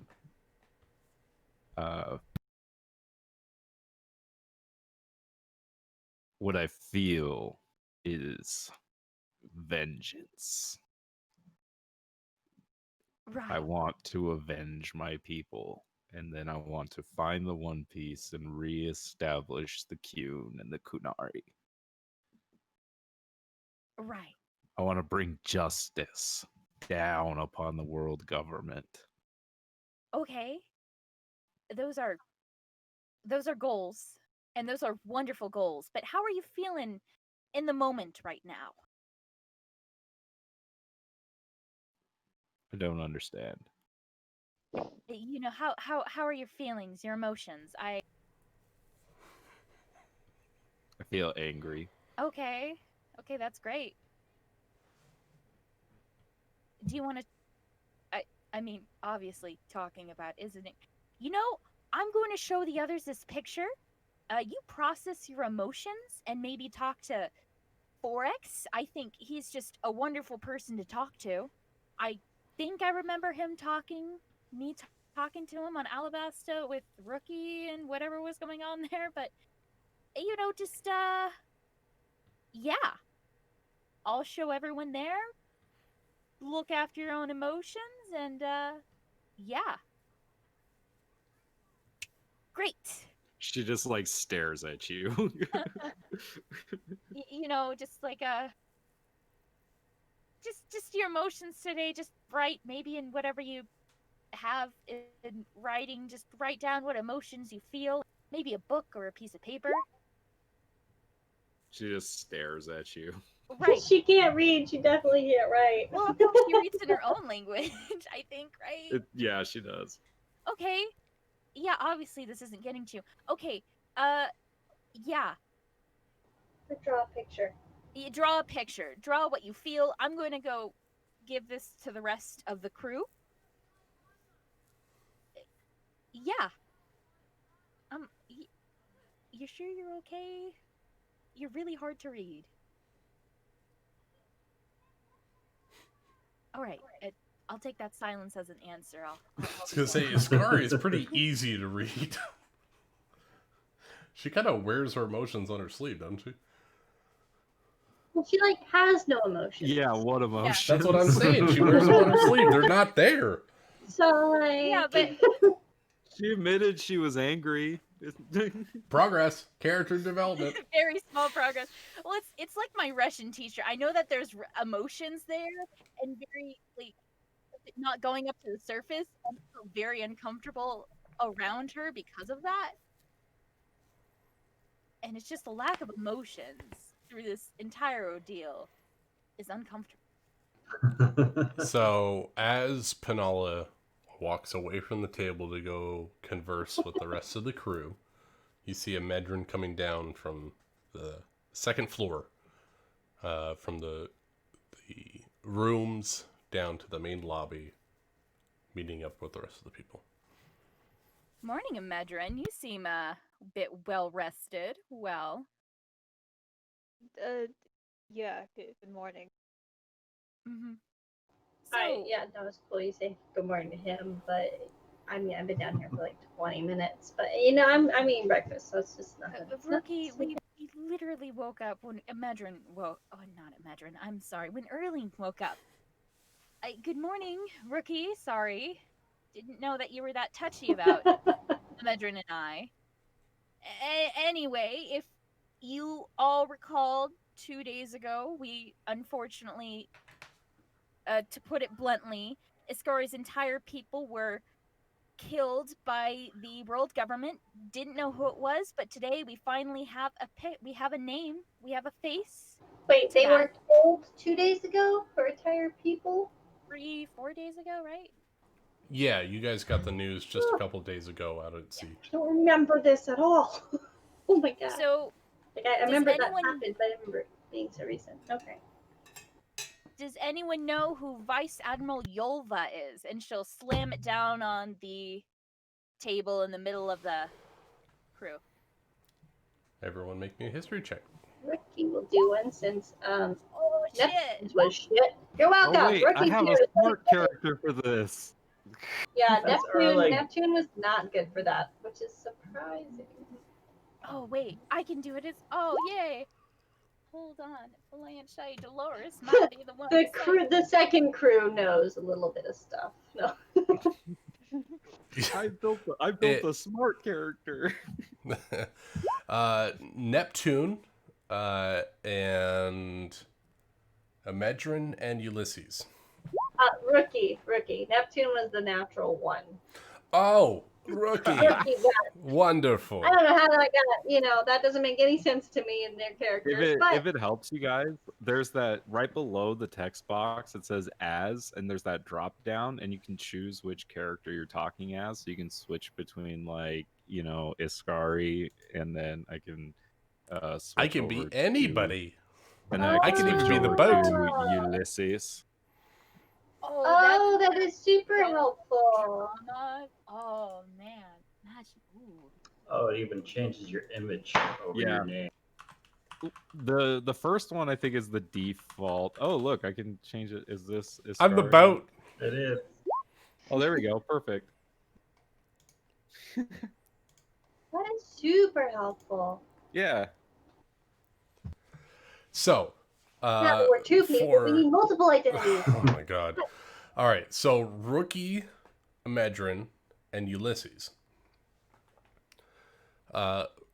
Rookie and Ulysses, you look over this image and you don't recall, at least Ulysses, who was working with Law, you don't recall them being on any wanted posters.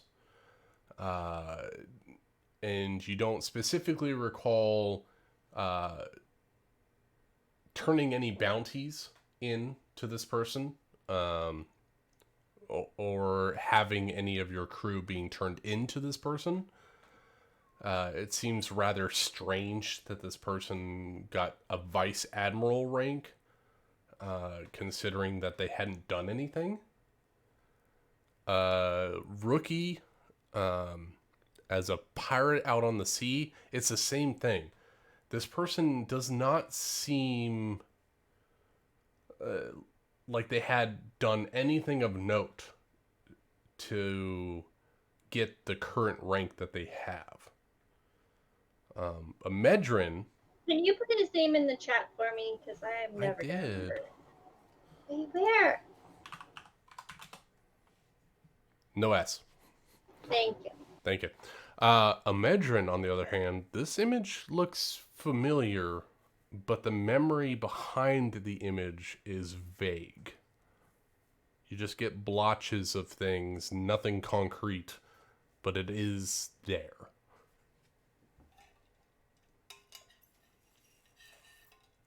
He's gonna, look at Penala like, I've seen her before, but I don't know where. It's kind of fuzzy. Oh, great. And well. Wait, aren't you the one that has never been on a boat? Okay, hey, that would we be don't. correct. No, don't no, need well, my to- point is, that means that you saw this person in Alabasta, where you said you were from. I don't think Didn't I have ever to say it disclosed that I was from Alabasta, but yes, Imedrin is from Alabasta. Well, Forex and I were talking outside. He told me all about all of you.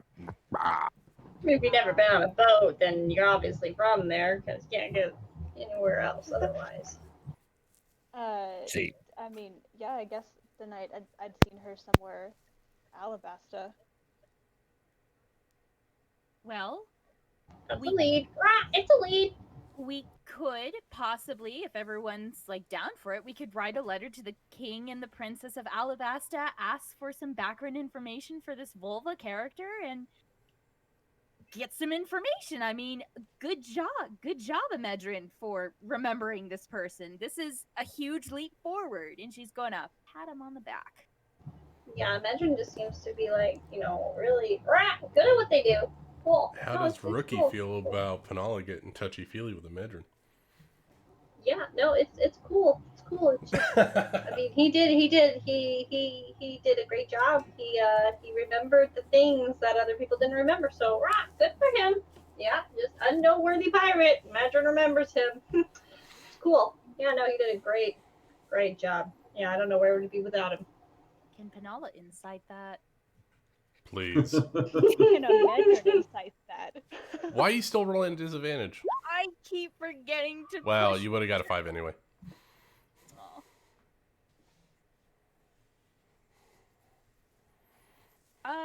Yeah. So.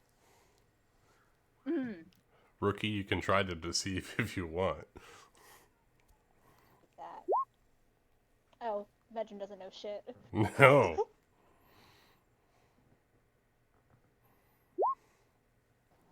Oh, Penala! You pick up on it. Got it. She knows Rookie now. Medrin is clueless. Medrin's like, yeah, I am pretty great. Thanks. Penala will jerk her hand off of Imedrin and walk away from him.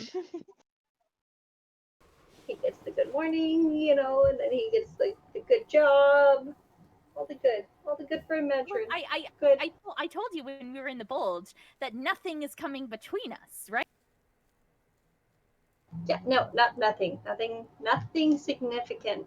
That's for sure. What do you mean nothing significant? Nothing is going on. There are no feelings between us. I mean, besides I friendship. didn't, there's. I didn't know you progressed. You didn't. No, that's great. I'm happy. Are you you guys. serious right now? Rod, Rookie. It's too early in the morning for this. If you're gonna do it, go upstairs or take it outside. What does that mean? It means you're yelling. Get out. Fine, whatever. I'm going to the library. I got stuff that whatever, you know, it just to let you know, Rookie, there are no feelings between Amedrin and I, okay? Who wants to be my buddy to the library? I'll go with you. I was gonna say, sure, Medrin would like to go back to the library. About to say. Rookie will pipe down and she'll sit in her seat. I didn't say anything. I was just, you know, it's just she's gonna eat some of her food. Stay quiet. And she'll turn to Amedrin as she's leaving and kind of whisper, Can you tell Swen over there that there is nothing going on between us? That would be great.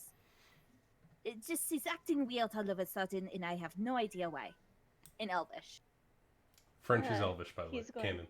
to respond in Elvish. I do believe that that's British. British Yes, Elvish. Colonized she French. has Sure, go for I'll go with it. on the wrong side of Insert the bed. European language.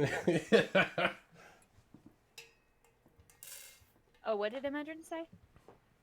I do believe that she has just woken up on the wrong side of the bed. Right, whatever. Just as a little bit of a lie, say that we regard each other as a brother and sister, and that is something that we will never cross. Just a brother and sisterly relationship between two half-elves, nothing between it. I'm going to the library. Everyone have a nice day. And she'll walk out of the library with Medrin's like, 4X. half? Yep. 4X is going with you. Alright, so 4X and Penala go to the library. Wait, is Amedrin half-elf or elf? Yeah, he's a half elf. Is he half-elf? Yeah. Yeah. I was mistaken. Penala and Imedrin are both half elves. That's been a thing. Yeah, That's why they're that's so why, perfect for each other. and There's so Rookie's many characters, I don't remember shit, alright? what was it? That's why Hey, Lucas.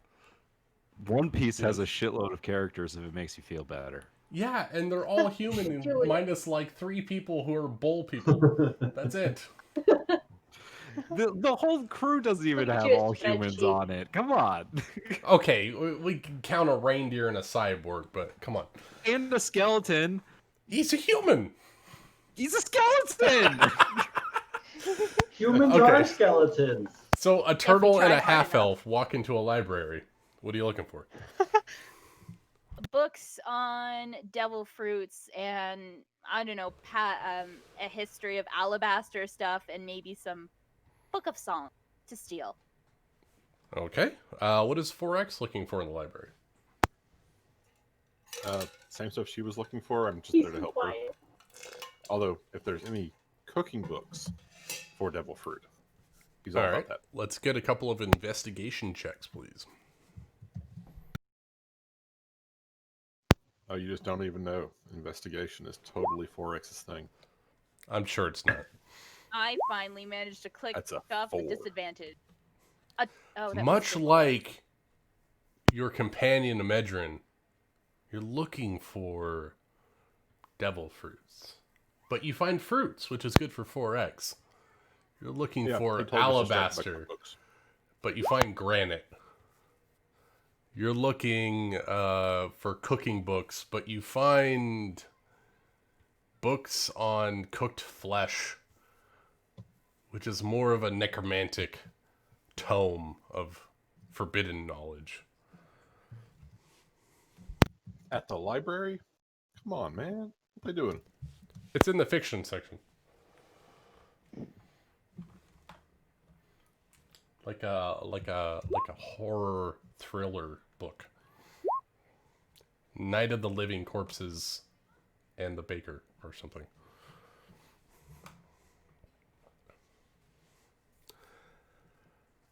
So you spend time, but you peruse the shelves of this particular small bookshop, and they don't have anything that's piquing your interest.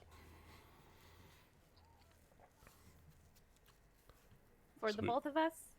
For the both of you, you're not finding anything that's suiting the subjects that you're looking for. Penala rolled a much better investigation than I did. She didn't find anything? She rolled a 2. No, Blanche rolled it too. Nala rolled it. Blanche didn't go to the library. I think yeah. Was Blanche going and looking as well? No, I accidentally What character put sheet did you into- roll that from? I think I rolled it from Panala's sheet, yeah. Okay. had No. two So editions yeah, open up. you guys didn't find what you were looking for in this small bookshop. So what's the rest of the crew doing while you guys are spending an hour or so looking at books? Medrin is going to sit next to Rookie. Oh, Ooh. good. Yeah, no, this is good. You're good. Hey. So, good to see you. Good. Do you want breakfast? Yeah, there's more over there if you wanna. It's over. Yeah. Oh, I mean, I have more here if you wanna eat some of this. It's just eggs and like. Should a bird eat eggs? Is that cannibalism? I don't know.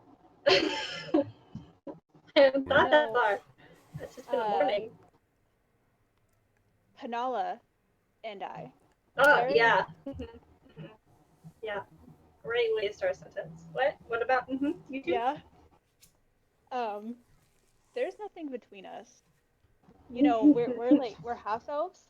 Parental lineage is really funky. So like, I'm not gonna touch that. I want to roll a insight on that.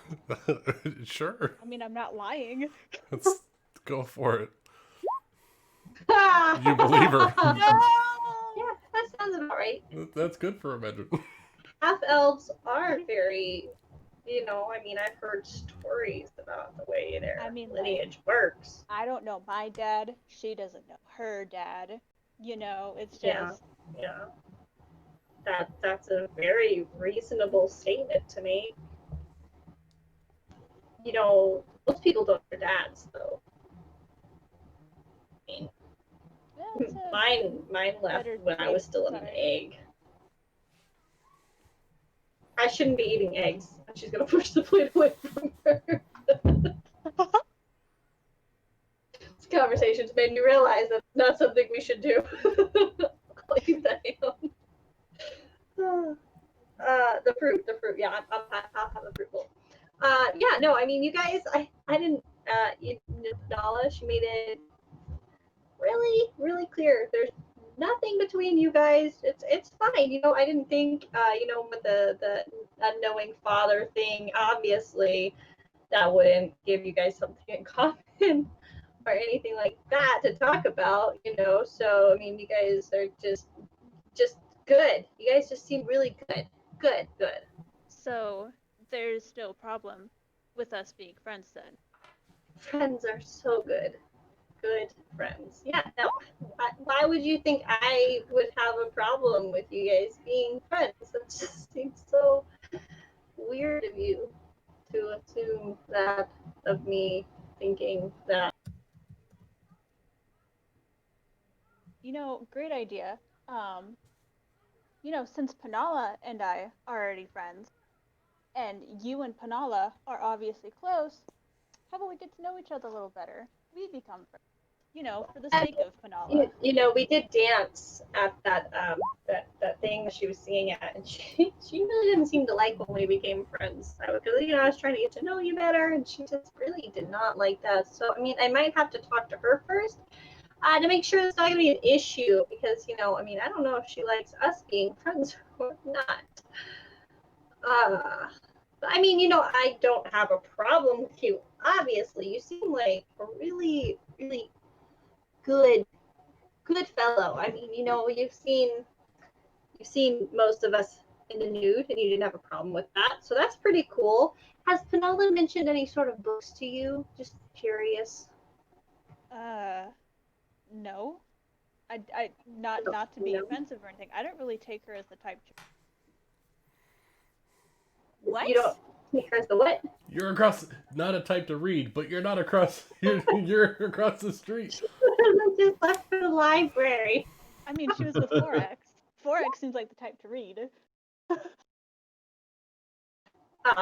Yeah, she's a bard and she sings, right? Like, I mean, you don't think she? You know what? I feel so silly thinking there was something happening between you two. We're just gonna be just fine. Here, eat some cantaloupe over here. You know what? I think we're gonna get along just fine. Yeah, this is fine. We're just gonna happily eat some grapes or whatever's in her fruit bowl.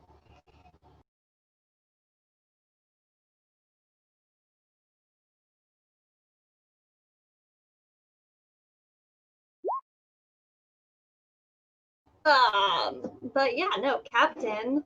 So I don't remember my slight accent I had for Neptune. Oh shit. Okay. Neptune now. Sorry, my accent is not coming to my mind. It's okay. We need to separate these crews at some point. We just Holy need shit! what? We need a mission. That's what we need. We can't all be in the same room anymore. It's too much. Yeah, no, Captain. Yeah. So, Iskari calls over Neptune and asks her how she would if she knew what was going on with Rookie and Panala. yeah, no, they seem a little bit entwined with their own drama, don't they? You got quite the crew, Captain. Yeah, I thought locking them in a room and making them talk about it would work because that's usually what people tell each other. I don't know. It didn't work. It made it worse. You're into some interesting things there, Captain. It was Erling's idea. Erling. He's a very interesting person too. Very interesting. Was he screaming last night? I could hear some loud sounds. I wasn't super interested in where it was coming from. I mean, I've heard a lot of stuff in my time, so I figure if it's not in my room, I really don't care. And the inn wasn't burning down, so I assumed you guys were fine. But yeah, so what I would do, I don't know, do you have like a spray bottle? Because, I've heard what? a spray bottle. Oh, please. Every time they start bickering, you just spray them. And I mean, eventually they're just going to get, like, used to the fact that if they start bickering, they're going to get sprayed, and then they're going to stop bickering because they don't want to get sprayed. Heard it works on cats. I don't think Hissrod would appreciate that. Oh, no, definitely. I don't think anyone would appreciate it, but it'd make them realize what they're doing. I could shoot them. She pulls out her gun. That would definitely get the point across much quicker than a spray bottle. But that may do some harm. Well, I mean, I wouldn't go that far. It could possibly do some harm, seeing as how, you're the captain, they look up to you, and if you're trying to kill them, they're not really going to want to back you if it comes down to that on some sort of mission. You got to earn their trust. That's a good point. Yeah. I mean, not to pull rank or anything, because you're obviously the captain here. But I don't know if you noticed, when I challenged you to that duel, there wasn't a single person in my crew that objected to my terms. Because I'm the captain. Or I was. But on your crew, you had there was a little bit of a diplomacy going on. And I mean, sometimes that's fine, if you want to play captain that way. But sometimes the captain just needs to know when to lay down the law, Yeah, I mean, that's why I made her go away. She was yelling. Well, okay, Cheshire brings up a really good point. Me to be captain, Oh, you were voted, and well, that's a whole different scenario then. But Cheshire brings up a decent point. How long were they in a room together? Erling, how long were they in the bilge together for? Not even an hour. give them more time than that. I mean, they might possibly be forced to work out. I think the problems. problem is Hisrod can teleport herself out. Ah, well, can I keep a cat in a box if they have the handles to get out, huh? You have quite an interesting crew, Captain. I'm pretty excited about our adventures we're gonna have. It's gonna be really interesting. Mm-hmm. Erling, do you think the ship is finished? I think they're still going to need another day to finish the repairs, but in the meantime, we're really interested in all adventuring to the far side of the island. Where that X is? There's 2 X's on the map that I see. The red X is where our ship is, and the black X is on the map, right? DM. Correct. You want to go Okay. check out where that black X is? A little bit. Oh, I'm all for that. That sounds like a treasure hunt to me. You guys said you're pirates, right? This is what we usually do now?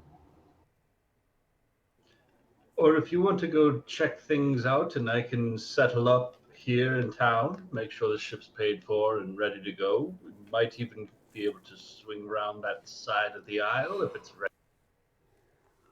All right, you're in charge, Erling. You take charge of the ship. You know what? I got an idea. I'll go with you. T, you take charge of this mission for let's see how you do with my Wow, this will be awesome. I gotta go up.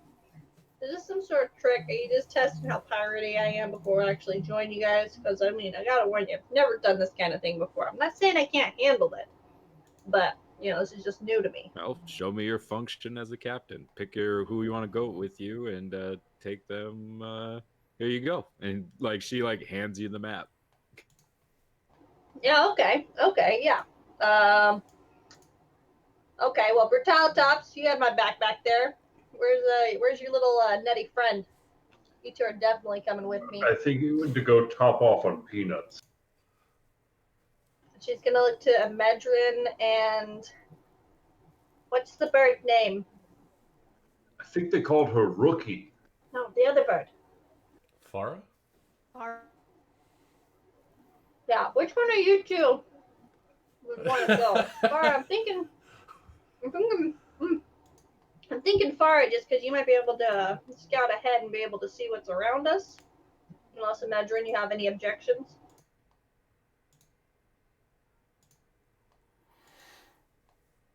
No objections. Cool. Okay, so Farah, you're with us. I had technical difficulties. I didn't hear anything Oh, you said. okay, sorry. I was saying, Farah, if you want to come with us, you could maybe scout ahead a little bit, be our eyes in the sky, unless Amedrin, if you have any objections and you'd rather come along on this treasure hunt. Farah will agree to it. Okay, good. And then, she's gonna look to Blanche.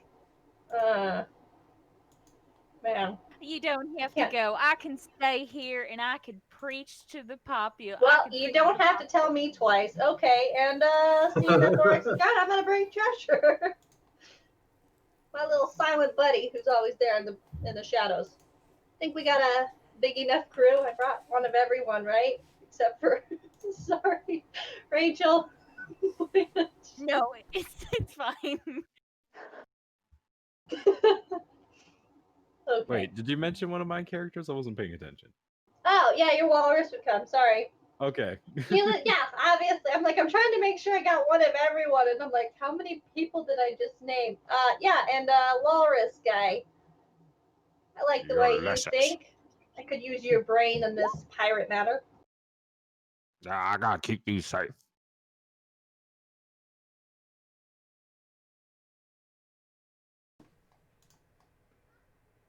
Wow, what's he saying? Oh, yeah, you know, Treasure, usually I like your advice, but see, this is my first thing as captain. I don't want to bring the drama along. Maybe next time, though. That's a good idea. Bah. Well, I quite admire it. I mean, a little bit of a love triangle going on. But I'll just stick out of it, but you know, I just want to put in my 2 cents. I love the little 2 half elves in there. You know, come on together, make a full elf. I'm just going to say that. Fractions. Mm-hmm. And Blanche is going to walk the fuck out of there and go start preaching or something. It's like I love her and I also hate her. I know it's possible. That's the power. But you know, if your bard wants to come along, I know she likes to make songs of what our adventures do, so she comes back and realizes she's missing out on something. Send her our way. You know where we're at. I feel like I'm taking a lot of people with me to go dig in some dirt, but you never know. So who do we got? We got Neptune. Yeah. Ulysses, Brutalitops, Cheshire, Farah. So the side crew. And Penala. Minus Blanche. Yeah, if Penala. Penala wants to, if she comes after the library, I didn't know if Rachel wanted to bring one of her characters with. No, I do. I do with Penala. I don't know how to work with Penala. I do. Okay. If anything, because everyone's trying to just keep Rookie and Penala in different places on the island. So I don't have to deal with it. I love it. This is one way to deal with it. And then when they see each other, they'll only be happy because they've missed each other. Or one of us ends up dead, and their corpse is brought, and the other one just breaks down. That's an option too. That's a possibility. Wah, wah. Problem solved. We killed one, no more drama. All right, whoever's not going with T, you're coming with me, and Erling, we're gonna go check out the ship. Wait, you said I'm coming with you? Rookie, yeah, you're coming with us. Rookie. Oh, you said, okay, yeah, Rookie. Coming with, Captain. I suppose I can hold off on my priesting for a minute. Preaching for a minute. If everything is still in the works, you can come back. Hallelujah. I Habba-boopa. think I got the 6 people. Woohoo! That'll be the hardest part from the campaign here on out. Speaking You need like a character selection screen, like where you like put us over just there drag and your then we like tokens down. drag the token, like yeah. I'll Pick your token. Test your might. Oh, you put my familiar in. The puffin. Wait, Ulysses has a familiar?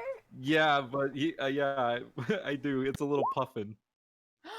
Oh my god! Cute. I love Ulysses. I am so all over that. I mean, I love the turtle, but a puffin? Oh my god. Fucking love puffins. Stop. Cat's jealous about puffins. I don't say think about I a bird? named it yet, though. Well, need it's to do there. Yeah, I need to do that. Oh, Puff the Magic Dragon. Oh god. Puff the magic puffin. Puff the Magic Puffin.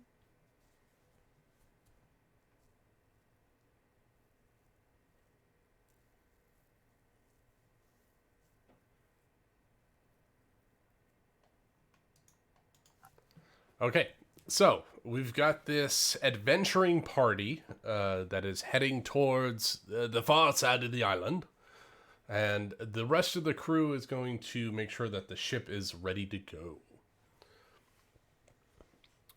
So, as this expeditionary force is heading past the South Grave, you see that the ship is being worked on as you pass the harbor.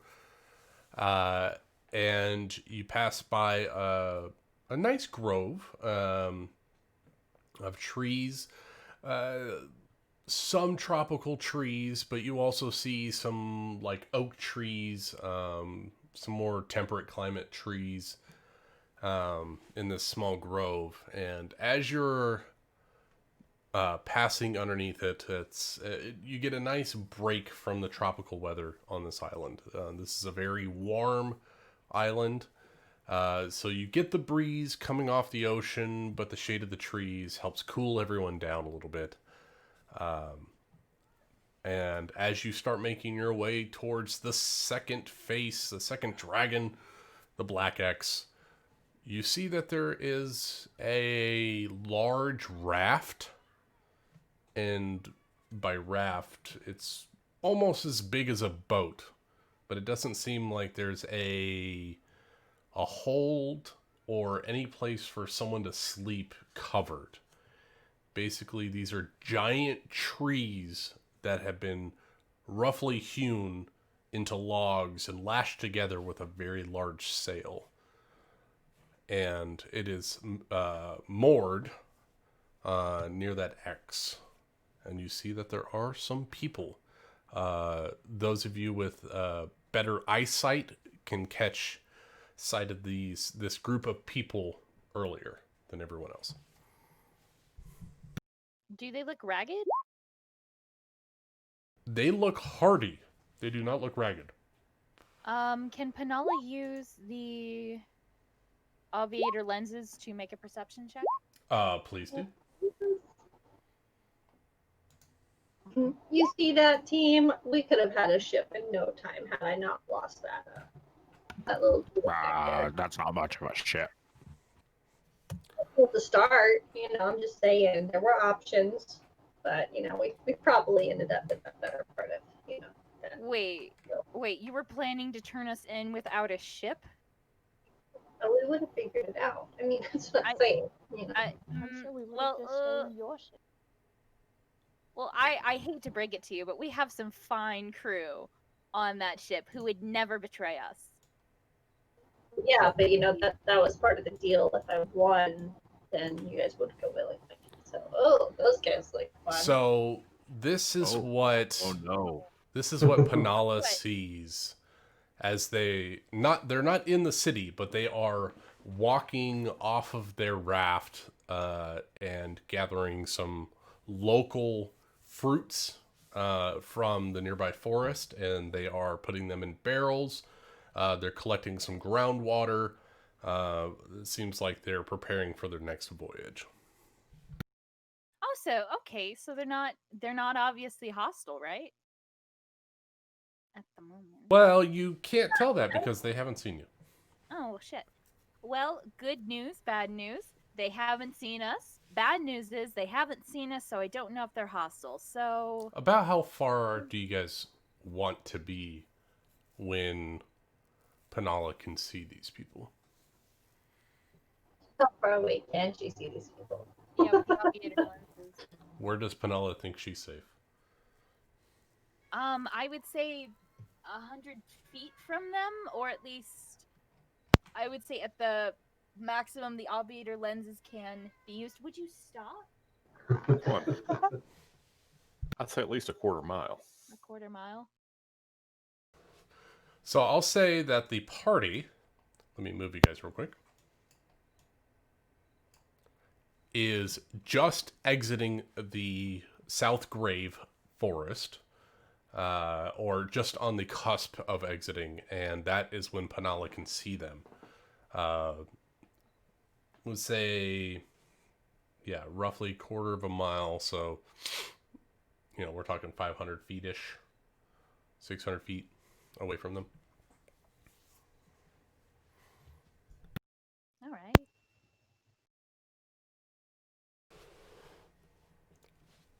I think of it in football fields. Like, just to be able to see someone, particularly with, like, a spyglass or something like that, 2 football fields would not be an unreasonable distance. 600 feet. That sounds good. 600 feet.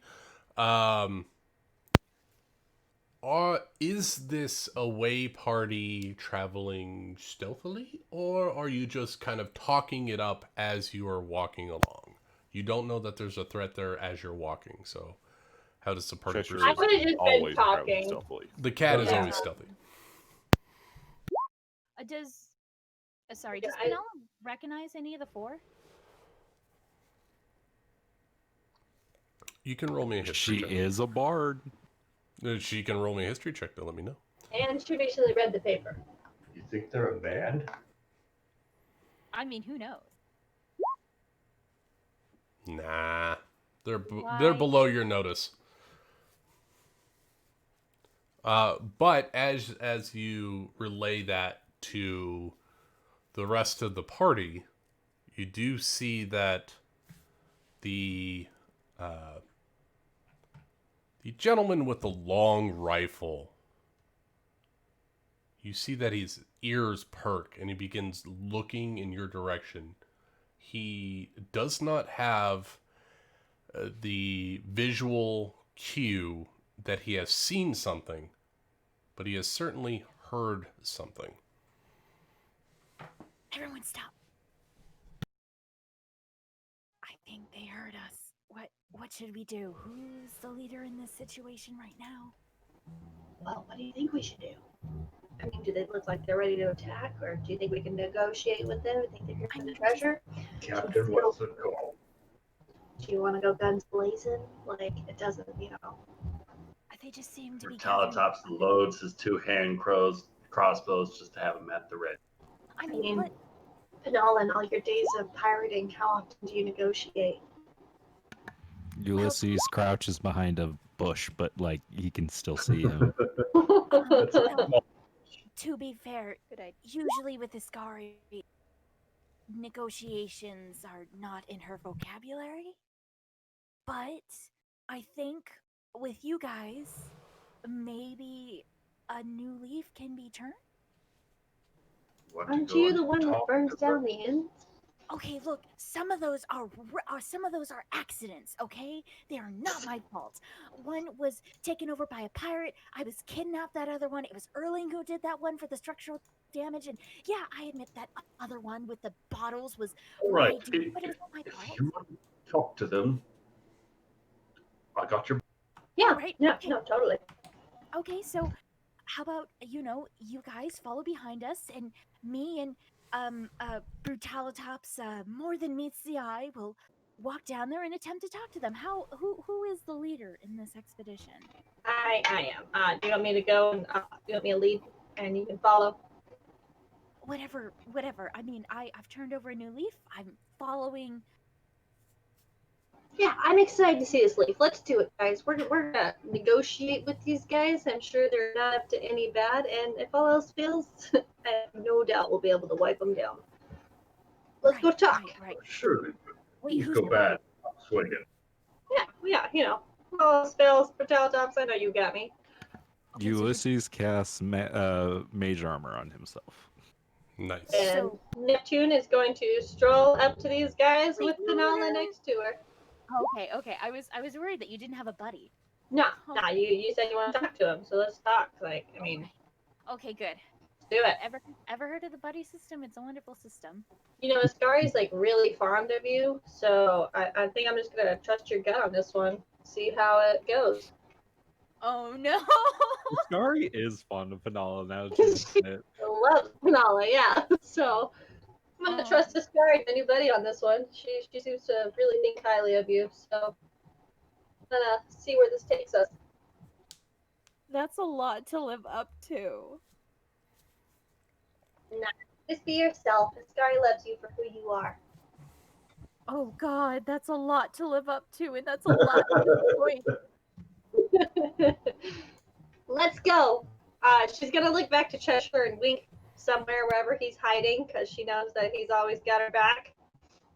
Give the thumbs up to everyone else. Brutalitops knows the drill. Farah, you're really quiet all the time. Just you do your thing. I trust you guys. You guys are my team. Ulysses, I know you got my back. Come on, Puffin. You can come with us if you want. Is there Okay. anywhere, as they leave the area and start to go to approach these other people, is there any sand dunes, anything that I could hide behind to try to get closer? Yeah.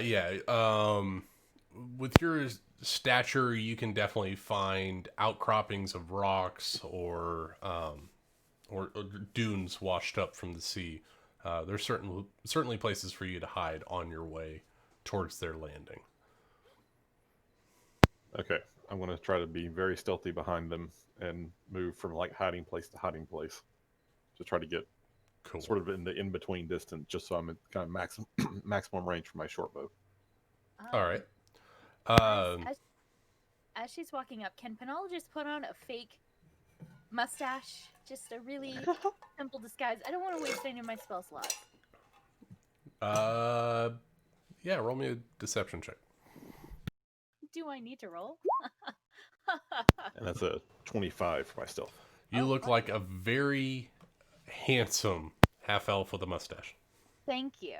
I mean, I am pretty, so thank you.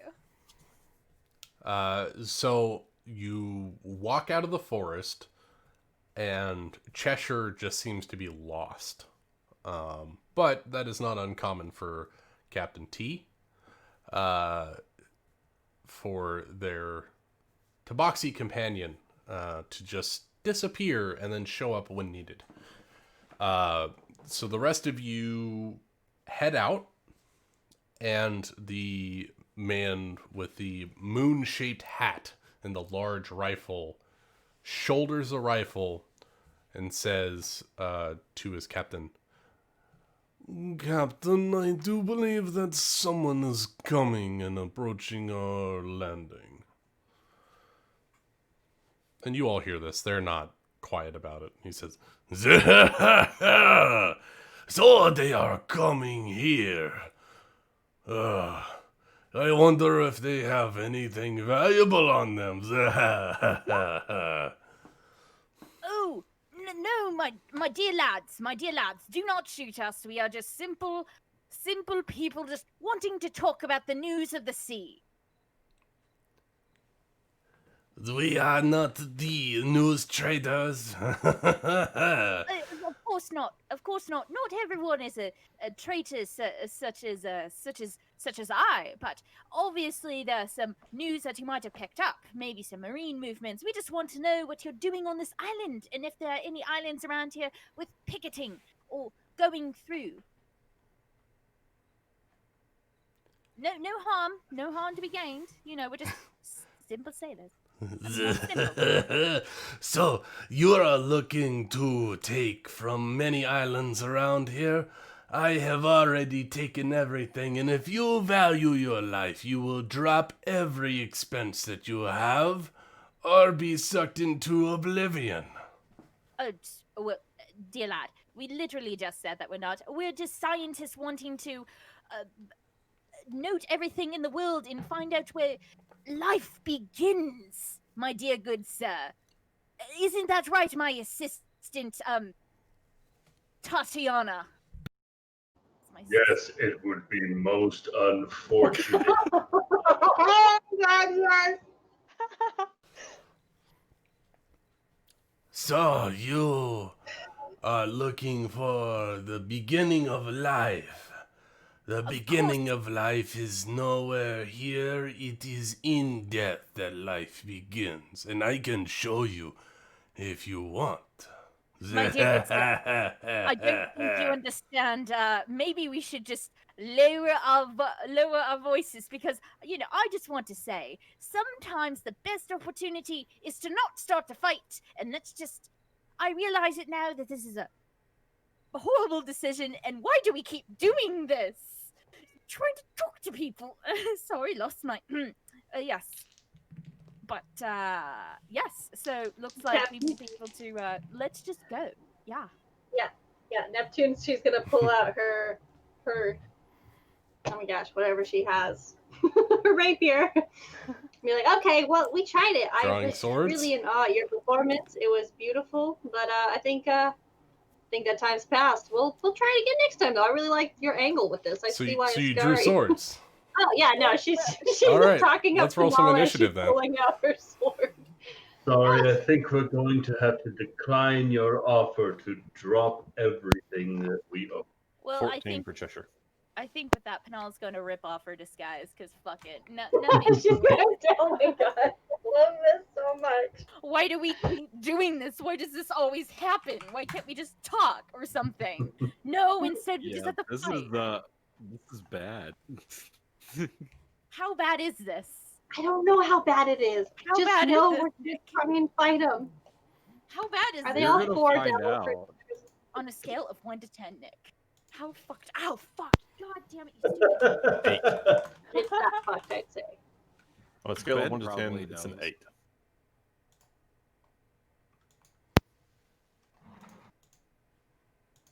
Let me just find their notes real quick. My cat just clawed my knee. Remember my reaction when we found out that Kronos was an Aboleth? Oh no. Oh. no. Oh no. Just that level. That's not so And- bad. And this Oh, is no. why we have backup characters. Oh, so you're saying these are good guys? Okay. Oh no. Yeah, these guys seem like we should just trust them with our lives. And not The Truthfully, Blanche. I don't know why Alright, let me you just would roll bring some up initiative real that quick for for these this. guys. I mean, obviously there was no issues with Kronos being an Aboleth. Isn't he drowning people in Misthaven? I don't like that name.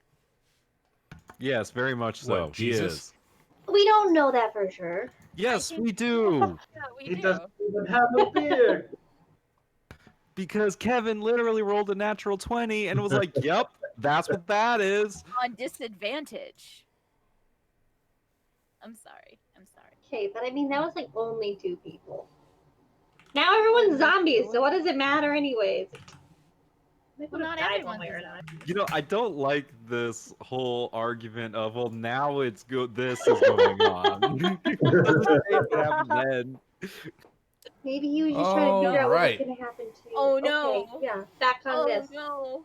Oh no. Dr. Death? Farah. no. Death. Okay. Oh no.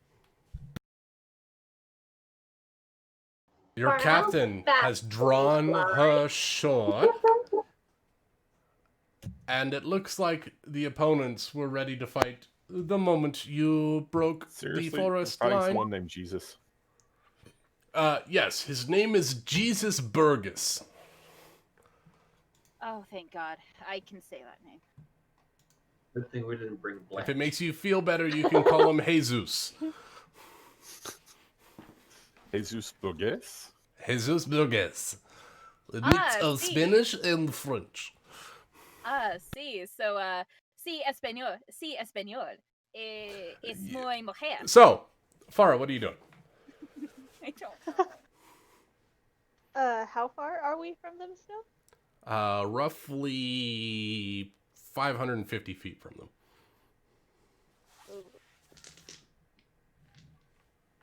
Okay. So she is going to go ahead and go up 30 feet into the air Okay. and then move Oh. towards them Wait. 20. Ooh, I'm sorry. I forgot my Rakish Audacity, which let Farah go first, but I get +2. So you're first, Captain. Yeah, sorry. I'm sorry. You can let Farah go. She's No, fine with that. Captain has stayed her Okay. hand. Okay, yeah, no, that's cool. Because, you know, this guy's talking, and I'm just going to be looking at Penala and just being like, no, that was like super, you know, in all my time, never seen someone try to talk themselves out of a situation like that. And, like, she's just kind of talking to Penala as she just, like, takes a swipe at the guy in front of him. Like, paying more attention to Penala in their conversation than obviously this guy, because that's how she does things. And I'm on the wrong screen. I'm looking at D&D Beyond trying to click buttons. Doesn't work that way. She rolls a natural 1. Probably, you know, probably so. But we're gonna try this. Let me make sure there's nothing else I was doing first. Okay. Yeah. 24 for 6. You are 550 feet away from these guys. I thought we were just talking to him like face They to face. called you out as you came out of the Oh, forest. sorry. I thought we were talking to them like face to face, like slowly walking up to No. them, and my bad, my bad. I'll give you 400 feet away. Yeah, that's fine. Then I will not swipe at the air as I'm just talking to Penala, walking closer towards them because I'm a one-on-one person. I don't really have many things that are range. Yeah, so I'm just, you know, complimenting Penala on her really great accent and everything. Oh, thanks. Yeah, no, All it right, was really so cool to watch. Neptune So Neptune we'll is try it moving again. closer to these bad guys. Yeah, just as far as my space will take me, I'll use my action to double move. Alrighty. Farah, your captain has begun moving forward. Farah's gonna follow suit, but instead of walking, she's just gonna fly. So she's gonna go forward 50 feet and then use an action to, I guess, dash another 50 feet. So she'll go hunt forward. All right, 100. so you're within 350 feet. I was counting down the. I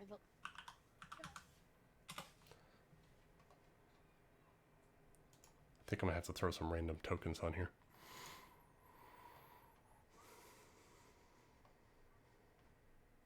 All right. Anything else, Farah? Nope, that is all that she can do. All right. We got Dr. Death. You see the doctor leaning over this horse, just drunk as shit.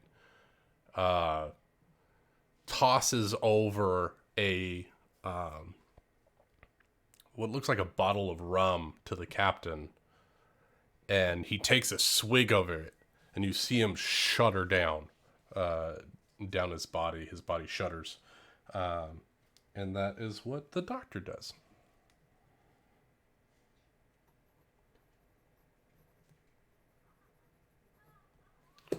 All right. Now we come to Blackbeard's turn. Blackbeard folds his arms and says, "Ha ha ha ha!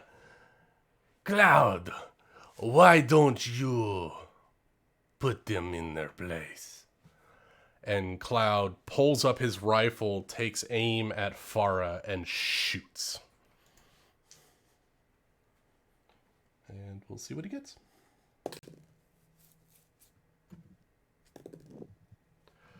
His first shot shifts wide as Farah is flying. "Sorry, Captain. I'll do better." I don't know why everyone's French at the moment, but that's what we're doing. If They're Elvish. And they're speaking Elvish. They're speaking Elvish. That is a 22 to hit Farah. Yep, that hits. All right. I need you to make me a strength saving throw, please. That is the thing that she can do. Oh, very nice. You take 15 points of piercing damage as you are just able to dodge out of the way of this this shot that actually has two balls that was going to clip your wings, but you're able to pull your wing out, but it is damaged. You're able to maintain your flight. Cheshire. So they're still a very good distance away, right? Yep. And they're coming towards us, or they're standing They still? are standing still, and this guy is an expert sniper shooting at 400 yards, or 400 feet. Okay, well, my range is 320 feet. So You can make that in one movement. I'm going to try to continue to stealth up, though. Stealth? I'd like to not take his fire if possible until I'm in range. It's going to be a 14 for my stealth roll. Okay. I think moving stealth, I'm going to move half speed. Correct. Okay. So, I guess I will move. You can feline agility to negate that.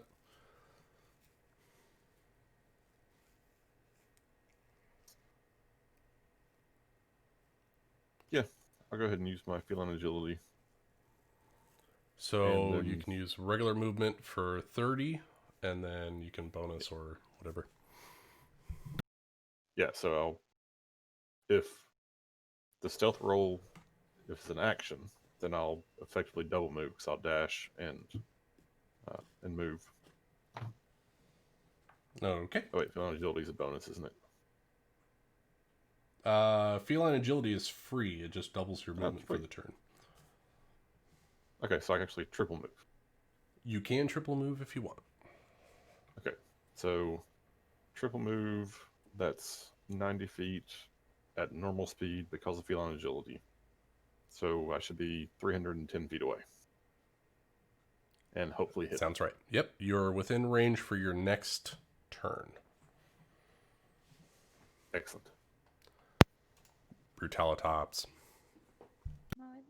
Talitas is going to start by just moving forward 40 feet and then charging with his action for another 40 feet, getting 80 feet close.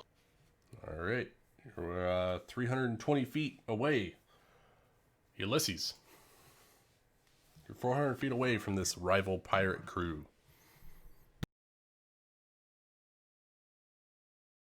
This seems like a bad idea. Those are the best kinds. Okay, so how far ahead of me is Captain T?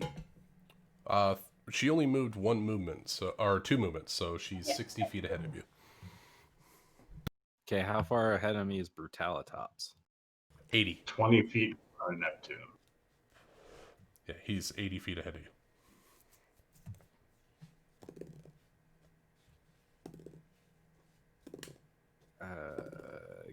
Okay.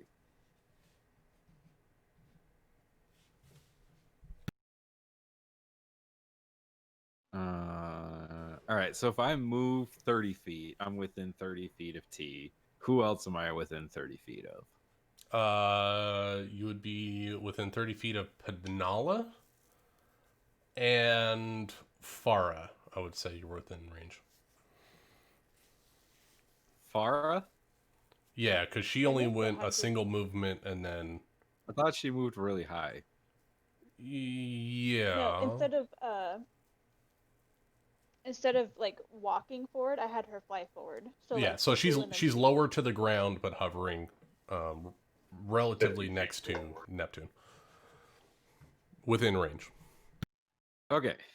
So what Ulysses is gonna do is he's gonna cast haste, and then he's gonna use his meta magic to twin spell it, and he's gonna use 3 sorcery points. So he's gonna cast haste on both T and Farah Oh, on the one concentration. That's dope.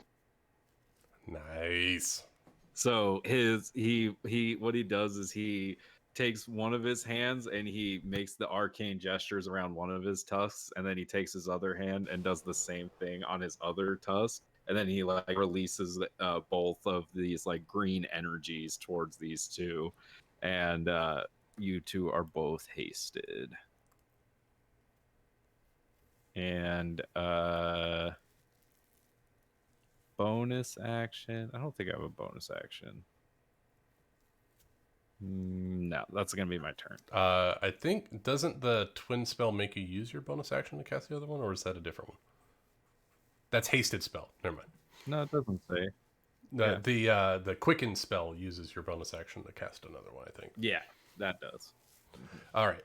Yeah, so you twin these haste spells, and Captain Neptune and Farah just feel invigorated, and your bodies are just itching to move faster. This'll be fun. The sniper is going to do a perception check. Okay. Does not see Cheshire sneaking up.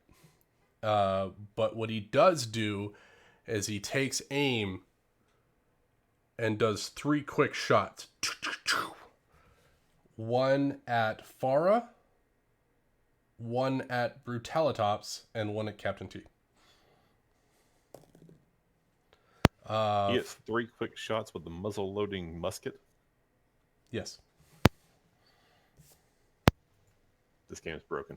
It is. It's very broken. Animator? He misses Farah again. Brutalitops. That misses Brutalitops. Captain T. Does a 15 hit you? Nope. Yeah, with your +2 to AC from haste. Definitely 3 quick not. shots. Yeah. You all 3 dodge out of the way. Penala. Really, can't we just all be friends? I mean, do we really have to fight each other? And she's going to take out the wand of pyrotechnics and she's going to fire it into the sky. Oh, the universal oh shit signal.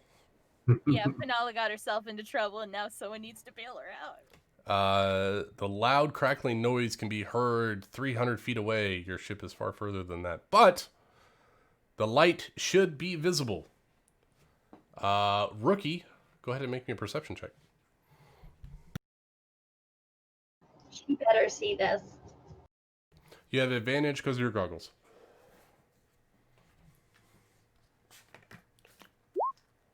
$24. You see the telltale sign of red pyrotechnics coming from far down the other side of the island. Danger! Danger! Penala needs Will us. Robinson, danger!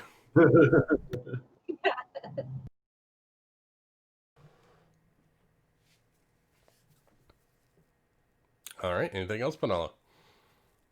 Yes, she will inspire Neptune.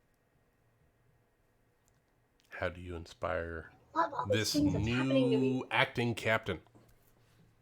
Neptune, I don't know you, but we're in some deep shit. Get us out of here safely. And not 9 feet down a ditch. Beautiful. Boom. You get whatever die it is for inspiration. Was it D8 at this D8. point? Yeah. You get D8 inspiration, Captain T. Any movement, Penala? Can she move diagonally to a sand dune? Yeah. So that way she can get some cover? Yeah, I'll give you half cover. Yeah, so she'll use whatever movement speed to get over to there. And Beautiful. hopefully someone saw that. You can only feel in your heart that your rookie saw that. At least you hope.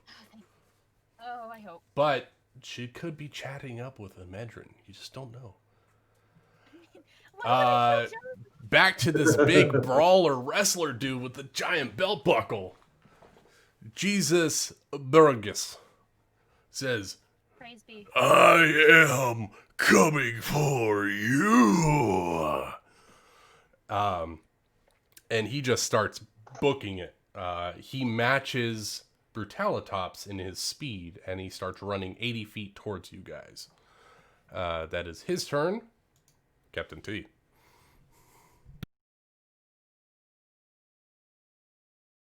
Okay. Neptune will continue running straight towards her death. You have double speed shit. now, thanks to haste. Yes, I have double speed, and I would also like to use my bonus action to dash. Which I forgot to put speed 120 in feet? my character sheet. Okay. Closer. It's closer. 120 feet puts you within 300 minus... yeah, you're within like 180 feet of the year Jesus.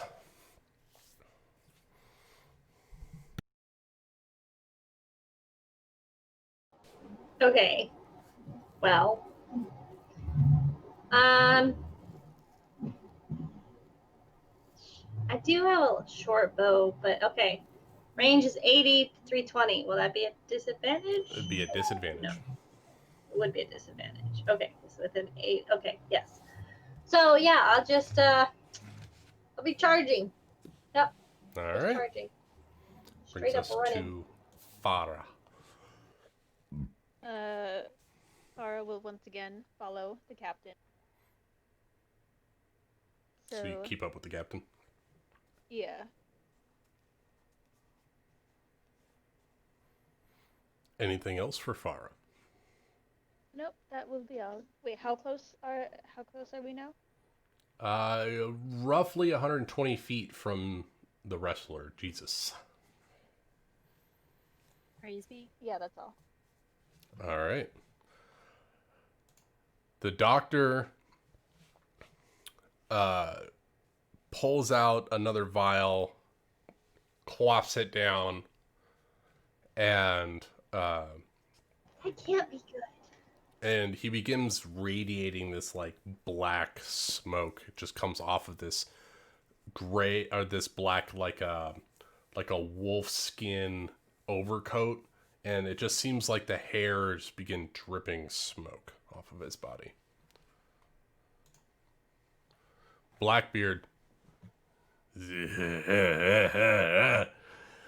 This is no time for playing. I will take what is mine. And he reaches out his hand, and you see that there's this spiraling buzzsaw of black void energy. And he says, "Black hole." And he reaches out, and I need everyone but Cheshire and Penala to roll me a strength saving throw, please. Oh, it would be strength. It would be strength. Yeah, that's great. Oh, 9. Oh, The one thing I don't have is strength. oh my god. Oh no. Oh shit. I shouldn't be captain. Farah, you're It able was to fun. avoid this gravitational pull towards the center of this expanding black mass that just blankets the area. Everyone else, Yeah, we however, fucked. Oh It's my cool. god.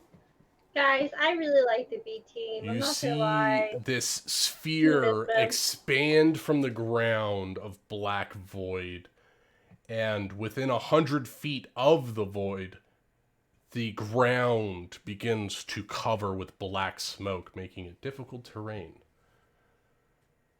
Let me make sure I got everything right. Oh, I did that early. Anyway, on the start of your guys' turn, you guys are going to have to do something. So, Cheshire, you just see this void blanket the space. You are in difficult terrain, but you are not pulled by the gravitational forces. What do you do? So, how close am I to whoever seems to be threatening Captain T the most? It would be their captain, Blackbeard, and you are... I would say you're one standard movement away from being in range of them. Okay. So, his cast range for that's like 400 feet? Mm-hmm. Wow. Okay, stealthing again. Moving up stealthily. It's going to be a 14 again. Okay. And I will, again, double move, but trying to stay hidden. All right. Are you using your bonus to stealth or are you using bonus to dash? What are you doing? I guess I'm using the bonus to stealth. Okay. So yeah, you double move and you're now within range of everyone. Okay. Brutalitops. Brutalitops is good. First, Well, I guess. let's finish your failed gravitational pull.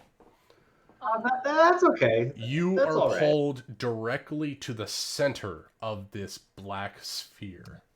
On the first time on your turn, you take some force damage.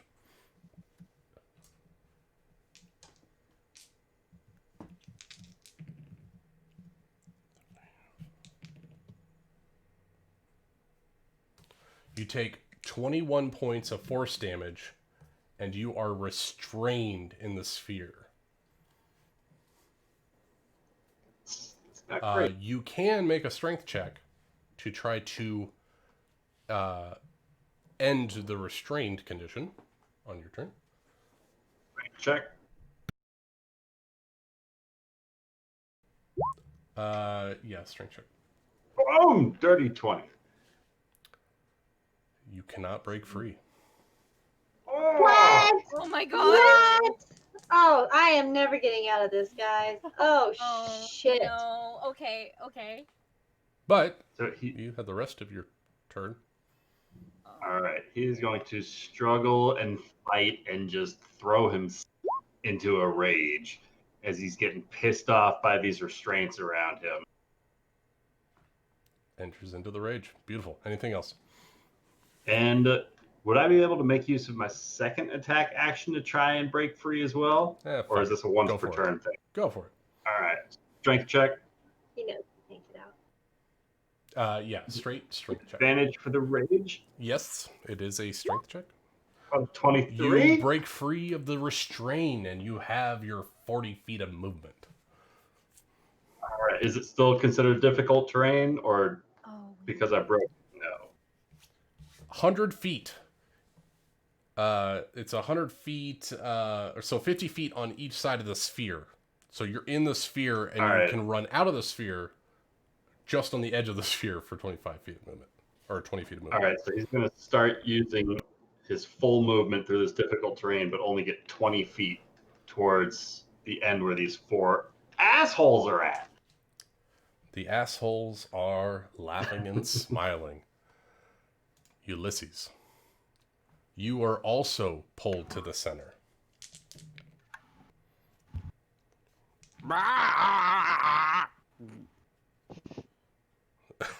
You take 22 points of force damage and are restrained. That's a lot of damage Yeah. for me. Sucks, dude. Okay. I'm not feeling good. Are we still hasted? Yes. Oh. Yes. He There's is one hearty. good thing. Okay, so I'm like right next to this guy? You're in the center of the sphere, over 300 feet away. I'm still 300 feet away from the dude that produced Yeah, the sphere. gravitational pull pulls you to the center of this black void. Ugh, this is I'm in trouble.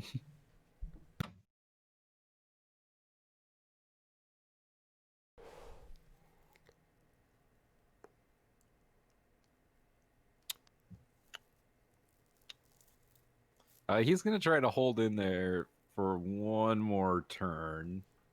I guess he'll try to break free. Strength check.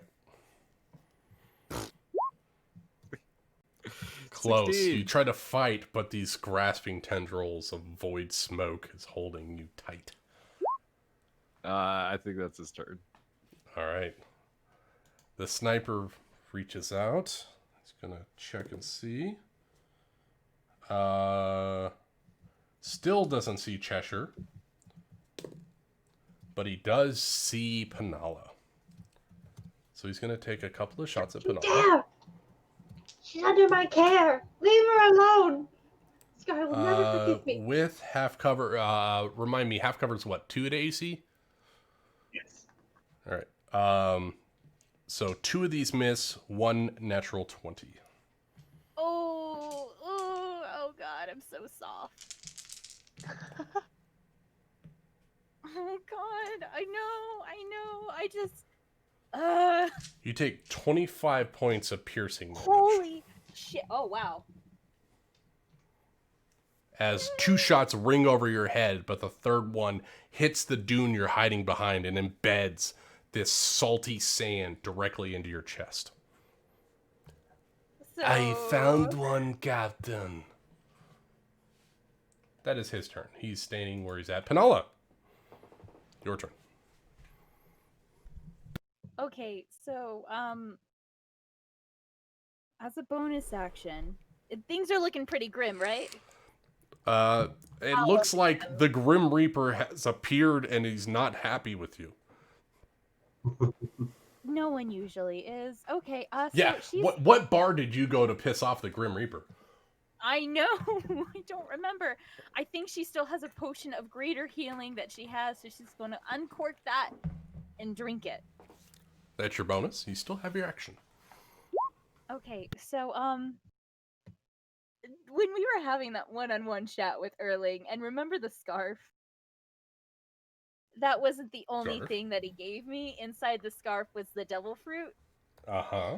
and it seems like this is the opportune moment to hopefully. You're gonna eat it right now? What? I mean, there. How does Penala feel?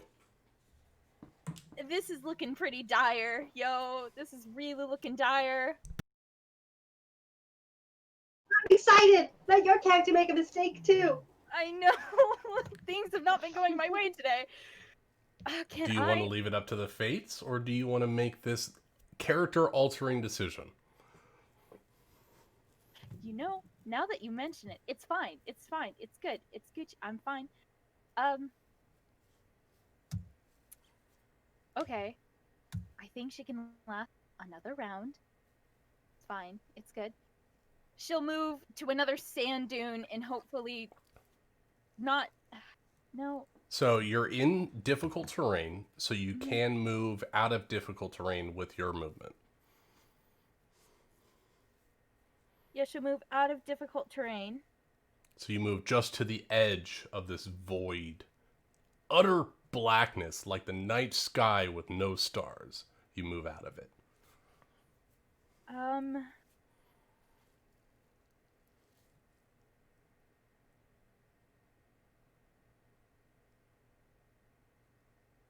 Can she quickly write a note and throw it into the difficult terrain so that way it gets sucked to the guy? Is that a possibility? Ooh, interesting. Roll me a sleight of hand. See how well you quickly write this letter. And she's You can scribble down a handful of words. She's going to write it on the wanted poster, and on the back of it, parlay ? All right. You throw it into the void, and it gets sucked into the center. Anything else, Penala? Please tell me it just the guy had to have seen it. Come on, she'll end her turn. I'm sorry, y'all. All I'm right. Sorry. This guy's like, Captain, let me have some fun. And he's just moves another 80 feet. That's his turn. So he is ever closer to the edge of the void area. Neptune, you failed your save as well, correct? Well, what can I do? Yeah, exactly. Can I still fight? Let's hope. Ooh, really low. Really low. 11 points of force damage as you were pulled to the center and restrained.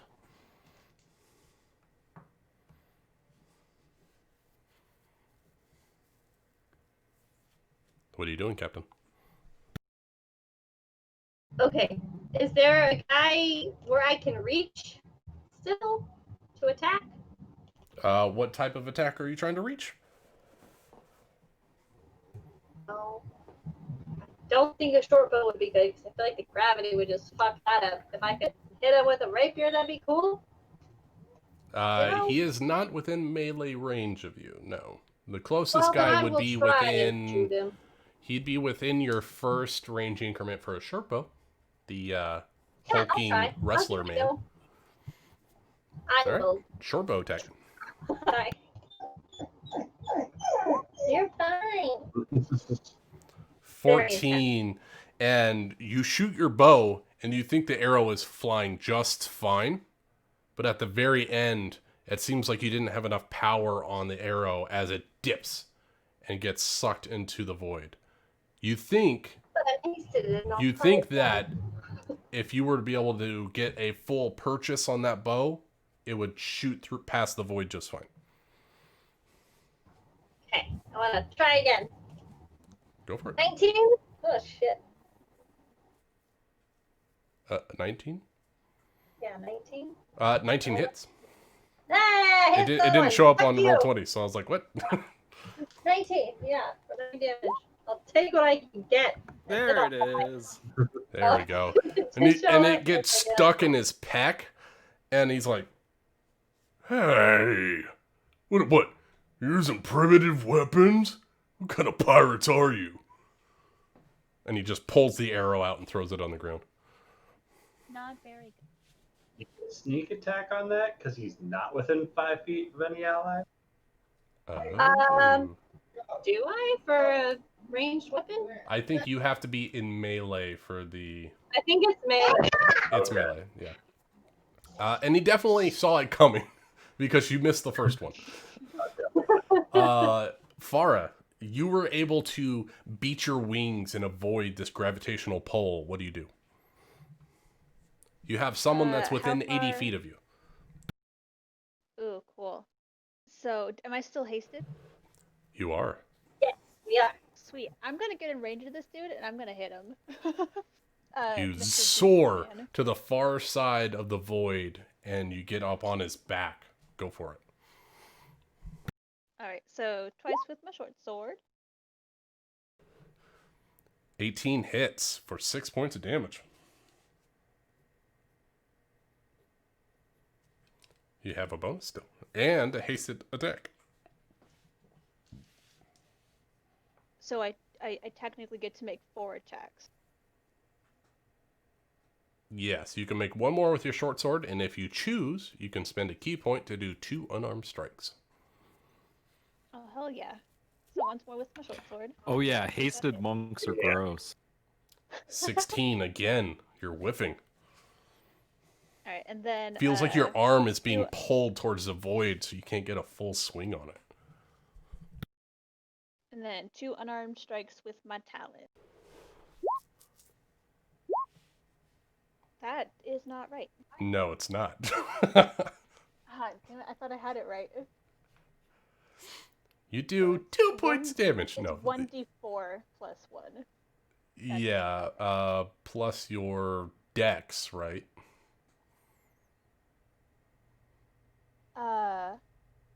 Which will be +4, right? Yeah, so do I just roll 2d4 then? Well, it's 1d4. Well, you're a monk, so that... Yeah, as a monk, shouldn't D6 you at have a this level? higher at this point? I'm Well, double on checking. what I have for talents is But unarmed your strikes monk, may deal 1d4 when you do plus an 1 unarmed slash- strike with your monk, you get increased damage, so your talons will do more damage. At level 8, you do a d6 with martial arts. So when you do an unarmed strike, which a talon counts as, it's a d6 of die 6 of damage. Yeah, so d6 plus your dexterity for damage. Alright, let me roll a d quick. And then +4, so 10. Nice, and one more. Oh, wait, no, the first one hit. Okay, so 10 more points of damage. Got it. So for my Ow. talents, the d6. Yeah, +4? because they count as an unarmed strike for your monk ability. For martial arts. There we go. Anything else just gonna- from our feathered friend? No, I'm just gonna test roll it real quick just to see if I actually have it right now. That's still not. You have to make sure you put a 1 in the damage where it says like 1. Yeah, and it's then really damage annoying die. because like the That's where it transparent one is, looks okay. like it's there, but it's Yeah. not. That's what it It's was. like, wait. Okay. One more go. Hey! All right. Dr. Death. So yeah, that's all. Dr. Death pulls off of his back this sleeved, what looks like scabbard. He opens up the end, and like a water gun, he spritz it, and he's going to heal Jesus. And he Blessed gets back some night. hit points.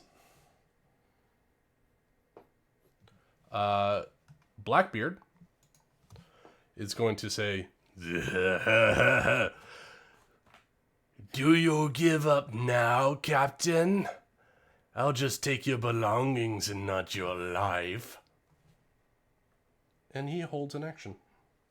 waiting for the captain's reply. Cheshire B. Grin, your go. Got this armor. Okay. So who am I sort of close to on this massive battlefield? You would be I know I'm in range of everyone. You're in range. The closest is the wrestler. I would say he's within like 60 feet of you, roughly, because you kind of skirted out and he came in, so 60 feet. Yeah. That's my first range increment, so I don't have to take disadvantage on shooting long range. And he does not know you're there, so you have advantage on the attack. Okay. Then I'm going to make a short.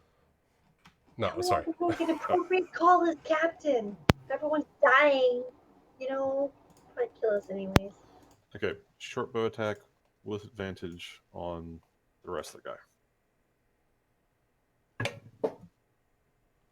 So that's what's my plus to attack? That's 8. So that's a 17 on the first roll. And a 24 on the second roll. 24 hits. Okay. 1d6 plus 5 plus 4d6. I'm just going to roll that over here. I can't do their bars because they don't have their max HP set. Okay, 5d6 plus 5. All right. That is 19 points of damage. Ooh, ow. There we go. Maintain concentration on that, you son of a bitch. He shot at the wrestler. The who was wrestler, not because maintaining. he was the only one that wasn't. Yeah, the problem is that the guy that has the fucking black hole is 300 feet away. He's so far away. What a bitch. I'll just say this: you can blame Matthew still Mercer like to for get this one spell. hit in before I die. It's like, oh, if we just don't let her hit anything once, then she'll die, and she'll just feel like she made a failure character. I'm so sorry. Oh god. You're good. You're good. It's weird that updated. If I Hey, at ever least say you're not the one in charge. Neptune is. That's right. This is my fault. Okay, I made the decisions. And oh crap! If I have disadvantage from range, that still would be disadvantage, wouldn't it? if I ever say let's talk to them, please just stop me. Well, I've never seen you work your magic before. I Yeah, needed to see it all for I got. myself. Otherwise, I'm trying to Alright. hide again. Bonus action hide. 16. Alrighty. Brutalitops. So you are seeing- free, and this guy is charging you. What are you gonna do? It's still too far away.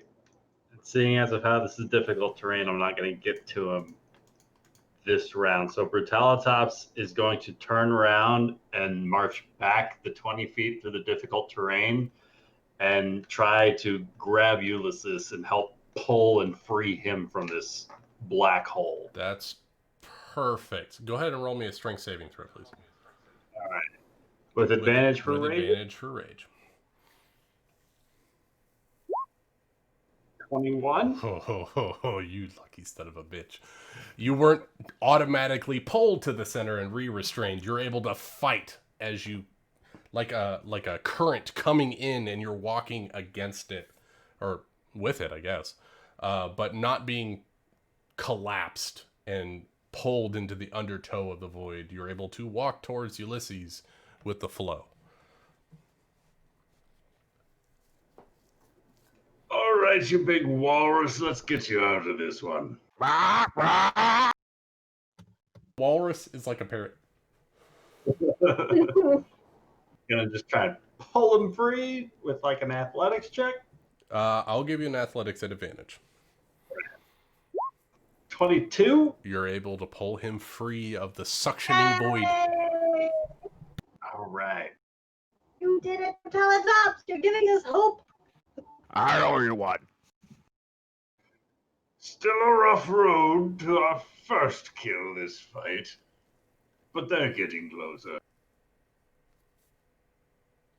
And he's going to turn around and doesn't have the movement for it this turn, but going to start looking towards Jesus, the wrestler man that's charging towards him.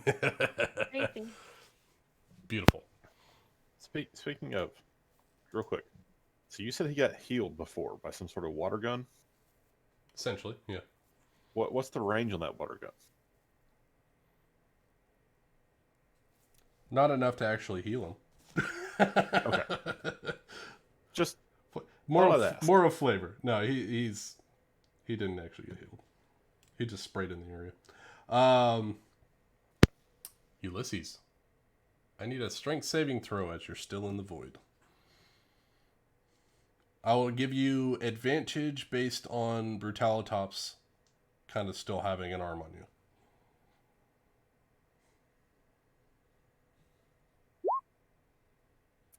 You are still pulled into the void and restrained again, but you do not take the damage this turn. So you still have your full complement of actions. How far away from the wrestler dude am I? He is, I'd say, roughly 60, 70 feet from you.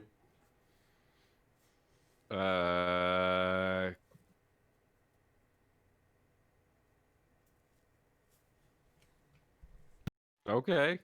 I'm gonna fireball him at a 4th level. All right. And I'm gonna exclude my crewmates. Because you have careful spell, right? Because okay. I'm a evocation. Right. You're an evocation wizard. Yeah, so I can craft my evocation. You saved Farah because she would have died. Okay, dex of 14. It's only a 14. I mean, yeah, I only have a 7. Wait, that should be an 18 on my intelligence, shouldn't it? Let me double check. Yeah, I was gonna say that seems like first level save.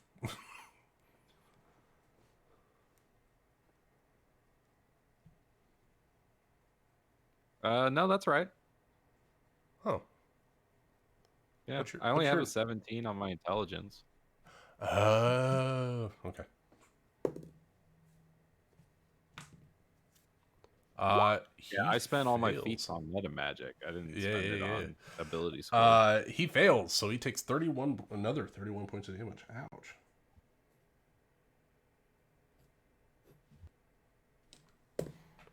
Anything else that Ulysses would like to do?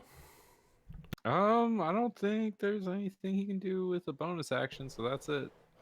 All right. Sniper comes out. He's going to take another couple pop shots at Penala. That's 2 misses and a 25 to hit.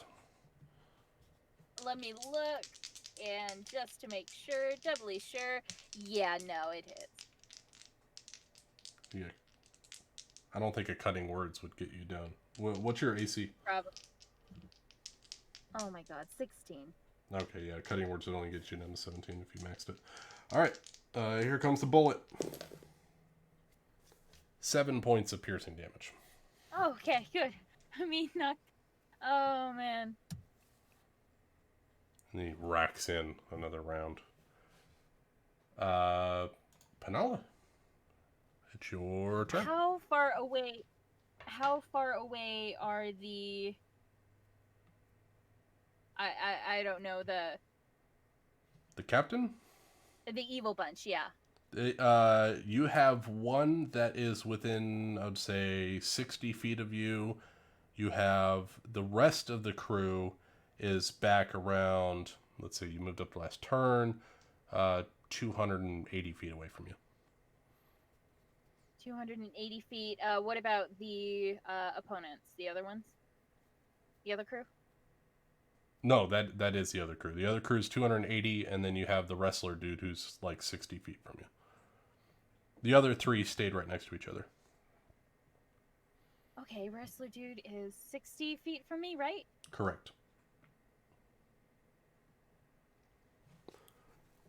What you got planned? Oh, come on, why is everything 30 feet? He's The closest range bard ever.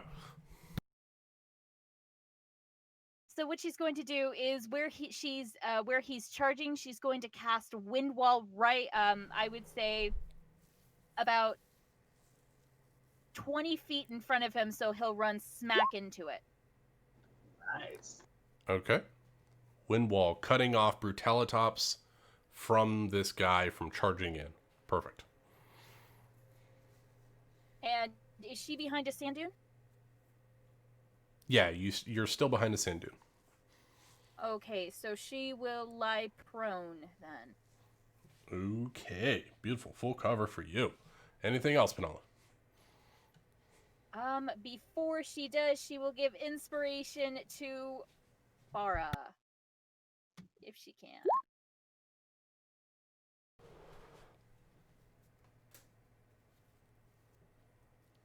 Farah is inspired. That brings us to Jesus Burgess. I'm gonna have chicken wings tonight. And he takes his massive bear paws and just slams against Farah's chest, making 2 strikes. Attempts to slam. He does attempt. He got 2 natural 4s and does not hit the winged beast. And that is his turn.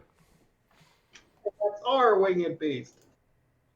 Captain Neptune, you have your chance to reply. Take some force damage. Hold on. How badly hurt does the wrestler look now? Yeah, I need to. I can't see the bottom half because of our tokens. Can you like move them down so I can see everyone's health bar? Like looking around the battlefield. Give me a. Panola's at 20 out of a possible 36. Cheshire, what are you at? I can't see your bar. I'm at full health. Okay, we're not doing terrible. We've seen worse. You take 36 points of force damage. I do? Yes.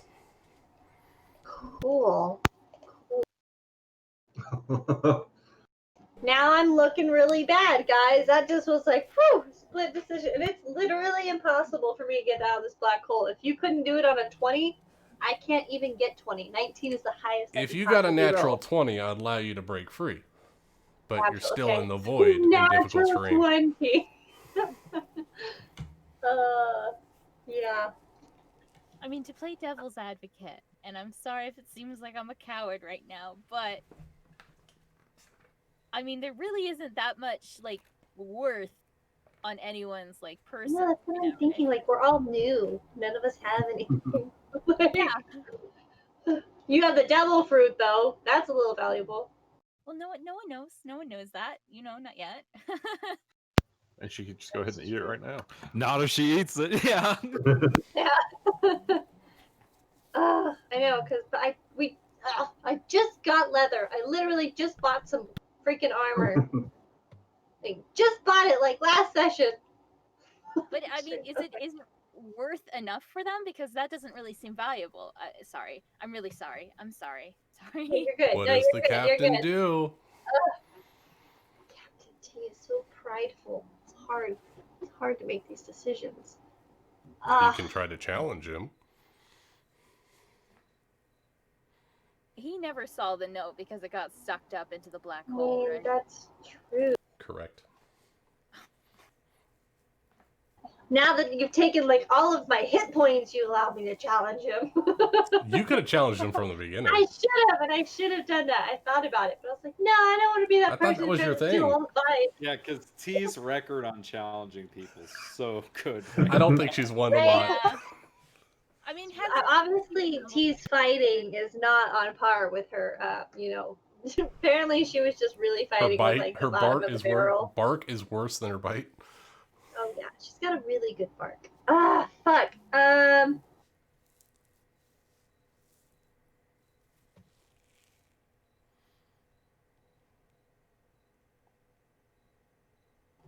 dang it! This is such a hard decision to make. Fuck. have we seen anything come on the horizon? Because Penala did, shoot up a distress beam. Anything on that? Let me see.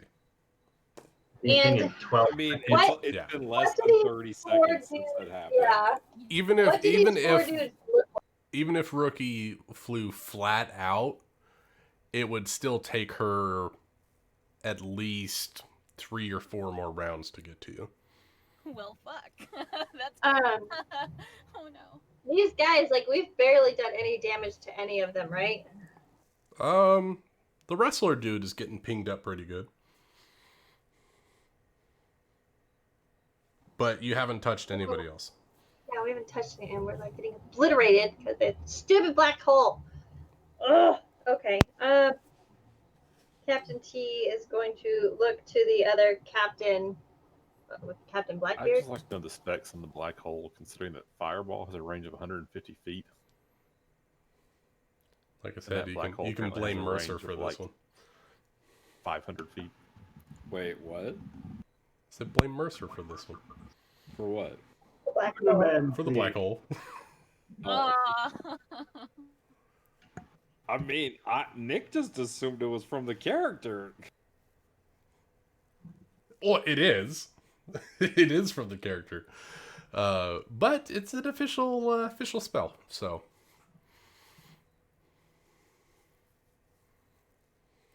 Okay, Captain T is going to look at the Mr. Blackbeard. He doesn't deserve to be called captain. Okay, let's just be real here.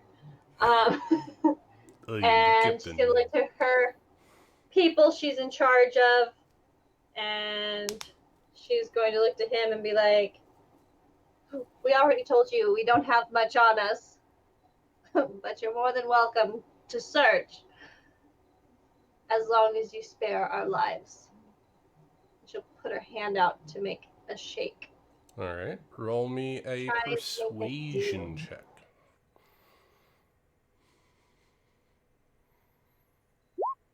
14. Really? I have a +8 and I got a 14? Fucking yay. What is with my rolls tonight? All been shit. It's cool. Yeah, no, she's gonna poker face it. It's cool. Okay. She's got this. We'll see what his reply is. Oh, wait, no, I have Bardic Inspiration. I'm gonna roll a d8. Oh, Oh, yeah. yes, that Oh would my be the God. perfect time to do that. 19. 19, even better. I remembered.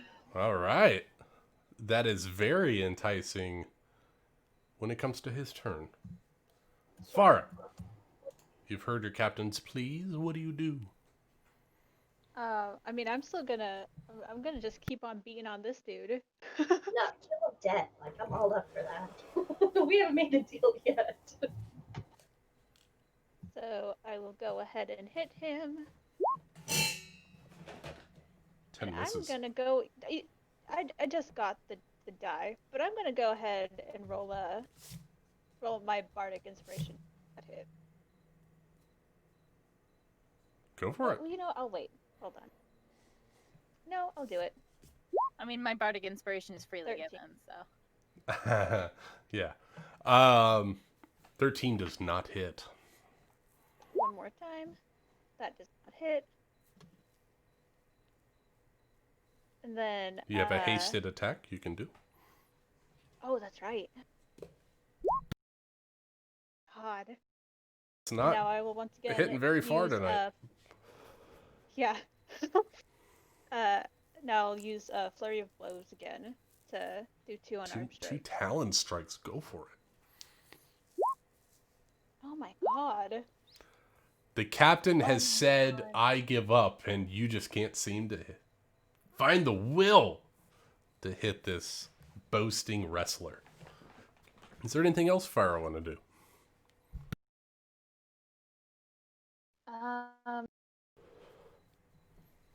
I guess I will. She'll use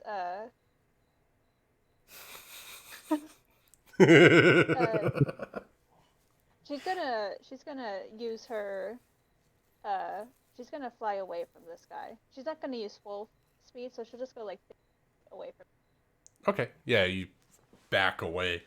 He's going to try to grab you. but he misses. Wow, it's like a sucky fest over there. So you back away and gain some distance. Dr. Death is just going to sit there and pop a gin and drink himself sober again. And Blackbeard, he closes his hand, and you see that the void collapses in on itself and then disappears in a puff. And then he opens his hand, and he gets some leaves and stuff that falls out of his hand and a note. And he picks up the note. Oh no. Oh no. Oh no, I thought it would disappear.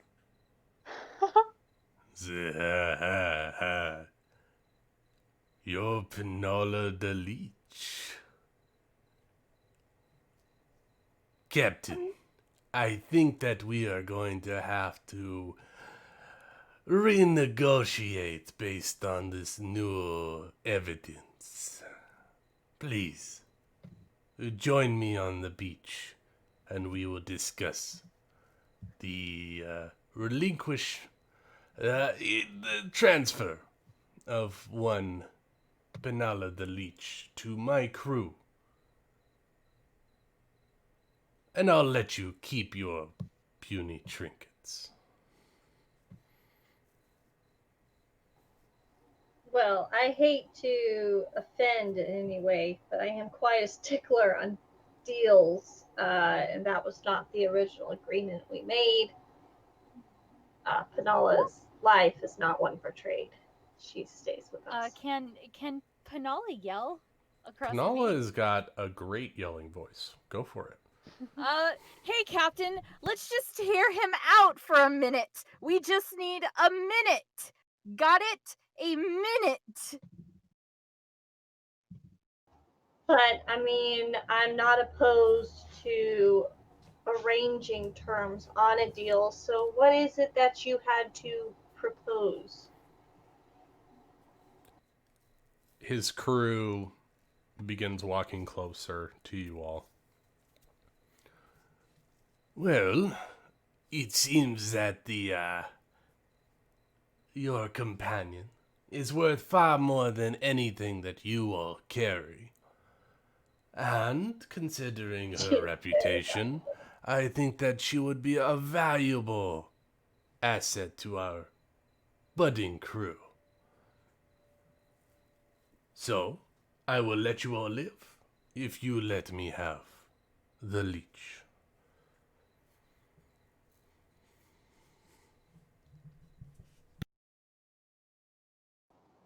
Well, I mean, you make some pretty good pointers there. I mean, she is quite the invaluable asset.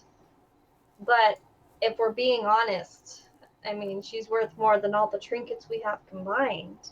I mean, you might even say she's worth more than our lives. I mean, I feel like it's almost an unfair trade that we just get our lives and you get her.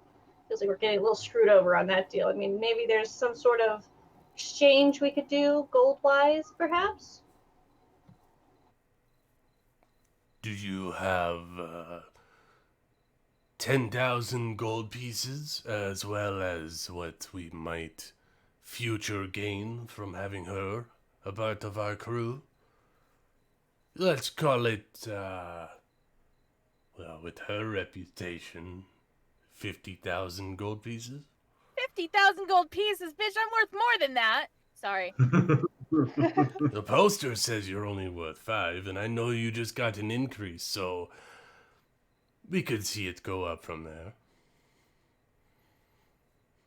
So you're telling me you give me 50,000 gold pieces and I give you the bard?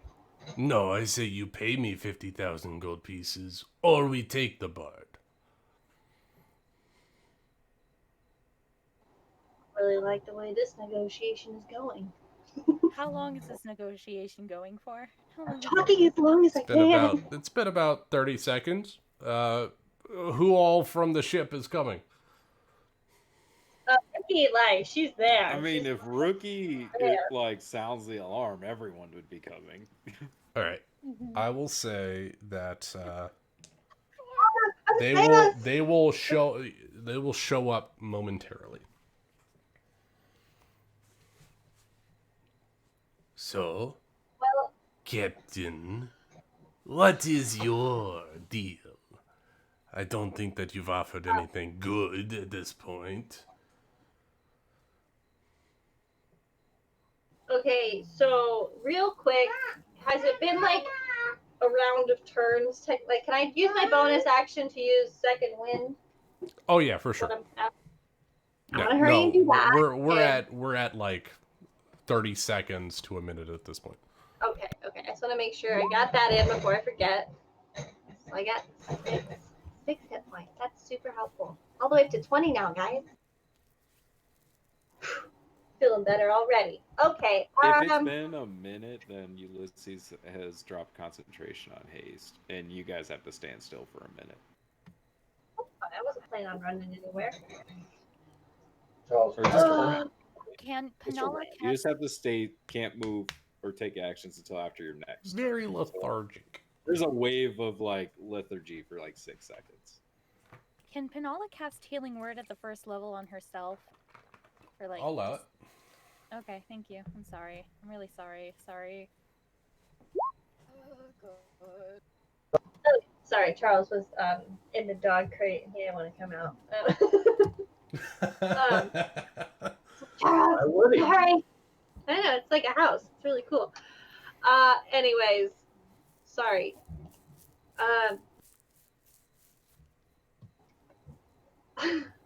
Well, I feel like I've actually offered quite a lot in this agreement. Like we stopped fighting. You guys don't have to get exhausted trying to take down my crew because, may not look it, but we're actually the best there is out there. So if you really want to start things with us again, I guess that's just what we're going to have to do because, like I said, Penala's not for sale. So you're going to have to go through me to get to her. I will ready my stance again to fight this guy. Now that we're a little bit closer, I feel like I have a little bit more of a chance. Oh God! Oh no! Wait, Captain! I think you should really hear him out. Penala is going to crawl out from where she's hiding. I think you should just hear him out. I was the one who threw the note. I was the one who initiated the parley. How about you just hear him out for another minute?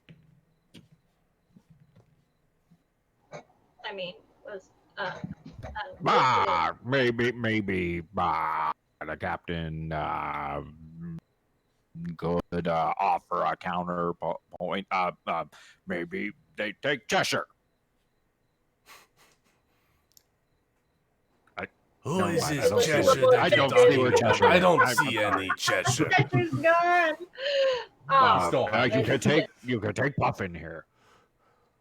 That's a really good idea. Puffin is actually, it may look like a small bird, but it is in fact a very valuable asset. I need a group deception check, please. We're gonna take an average. Can Penala? Oh yeah. Can Penala also look like more beat up than usual? Like really play it up? You were face first in the sand, so it's gonna be kind of hard to look at. Holy shit! All right. You crawled out from the dirt, so yeah, I'd say you could pull it off nicely. I'm bleeding all over. Oh, I feel like a great I feel like I should be deception making guy. a deception check. Exceptional life. You're not there. Yes, it You're is. invisible. Only if it's a good roll, we'll take it. No, your average is way higher than theirs. So, unless someone got a natural 20, let me double check. Nope. So you're playing with us, giving us a little bird, not This is offering just a anything that bird. might be useful to one who will become king of all these oceans. I think that you are selling yourselves short. I'm sure there's something that you have that would be worth my while, besides Let me tell you one wasting thing. my time. I never sell myself short. Because if there's anyone going to be king, I promise you're looking at her right now. you may have caught us a little off guard a minute ago, but I promise you, you're not going to be able to beat me or my crew. And if you don't Is want to that puff a it, that's challenge, really- Captain? Well, I'm just trying to explain that you thinking us, trying to slide one over on you about this puffin just goes to show how little you actually know about puffins. Because this one here is actually taking down a sea king on its own. Roll Oh a my god, deception is she check. bluffing it? Holy shit. It's what you told us to 24. do. I know! I love it! Oh my god! But she's right. This is not just a puffin. It is a magical Puff, navigation bird.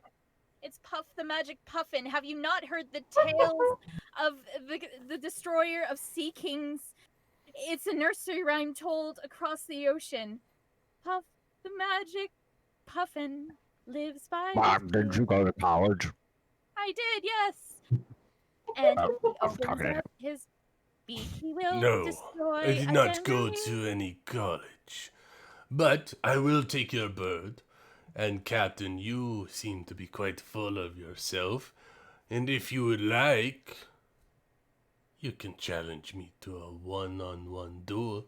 I'll even let Doc here fix you up so you're right as rain. How would you do that to me? You know I'm not good at this, apparently. Oh my god. You're the captain. Ah! Ugh! She can't turn that down. I mean, only. Oh, shit. Captain, don't you want to discuss this with your crew a little bit more? For another minute? It's like counting dollars. I'm just curious what you would get out of fighting me along with taking Puff, the magic puffin. Sorry, Nick, that's the name now.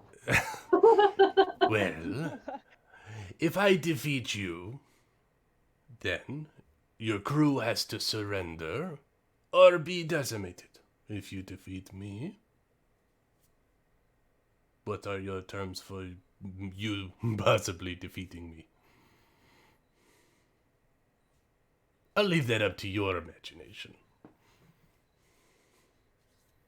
Is there anything on the horizon yet?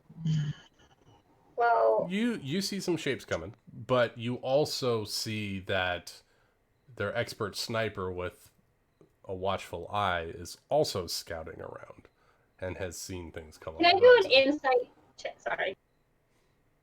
Insight can the I- captain? Yes, I want to see if he's actually trying to be truthful or if he's got he has zero. I'll tell you right now, no matter I what want you angry roll, on him.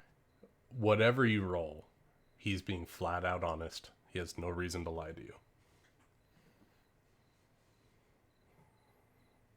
Neptune's such a cocky bitch. She duels, man. Okay. He basically gave you the world. He said, make your terms, I'll fight you. Panala will try to create a distraction and hopefully distract that sniper guy and is going to argue with Neptune. Just flat out Neptune, I swear to God, if you keep doing this, why do you do this all the time? You need to be more decisive, you stupid. And I don't mean this, and I mean this.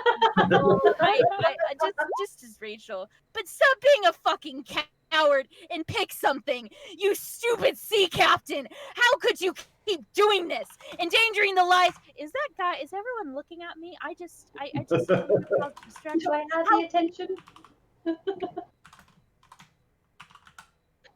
DM. Yes?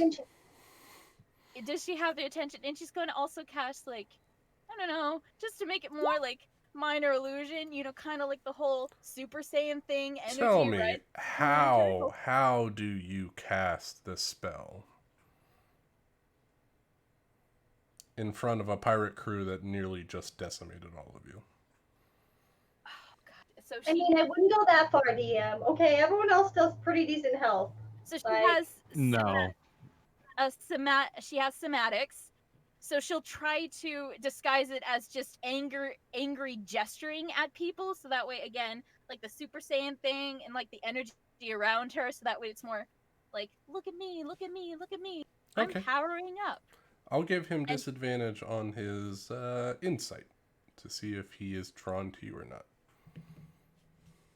And she's going to be directly yelling at Neptune. Go ahead and roll me a performance check. I know it's going to be super high, but I just want to be sure. Just in case, can I roll for advantage? Because I think no. I would say no. Oh, But a natural 20 will definitely garner his attention. Oh my god, thank god. He is no longer looking at the horizon. He is looking intently at this person that looks like they're getting ready to strike out at their captain, and he whispers something to his captain.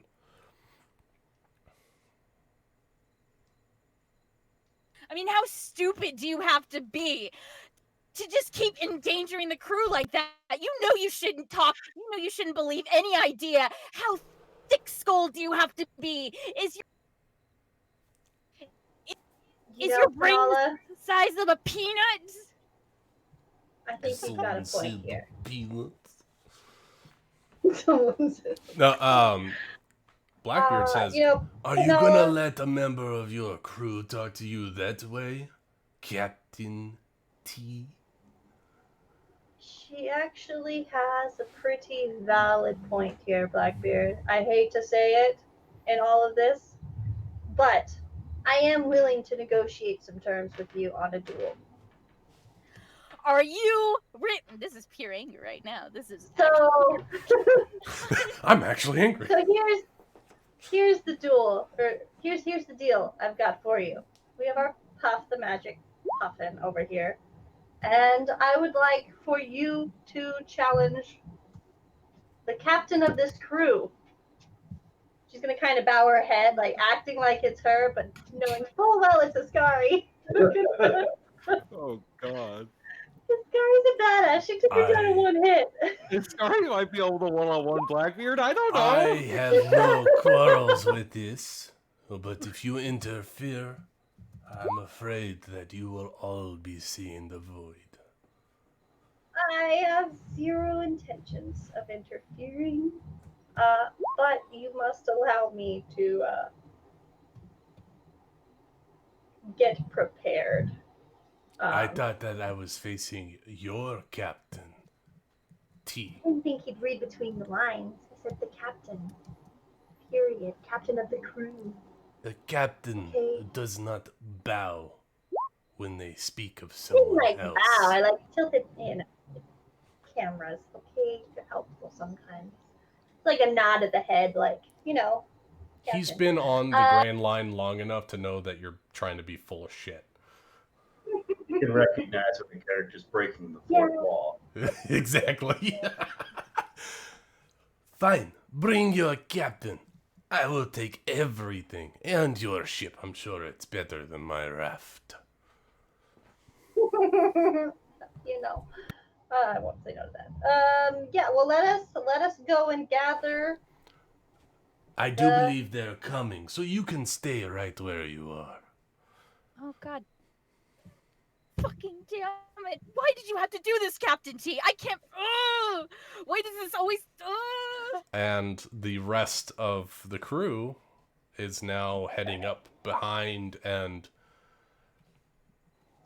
Captain Ascari, it seems like your crew has gotten in the shit. And you see those 4 strong men, one extremely drunk. They didn't even make it to Proceed. the X.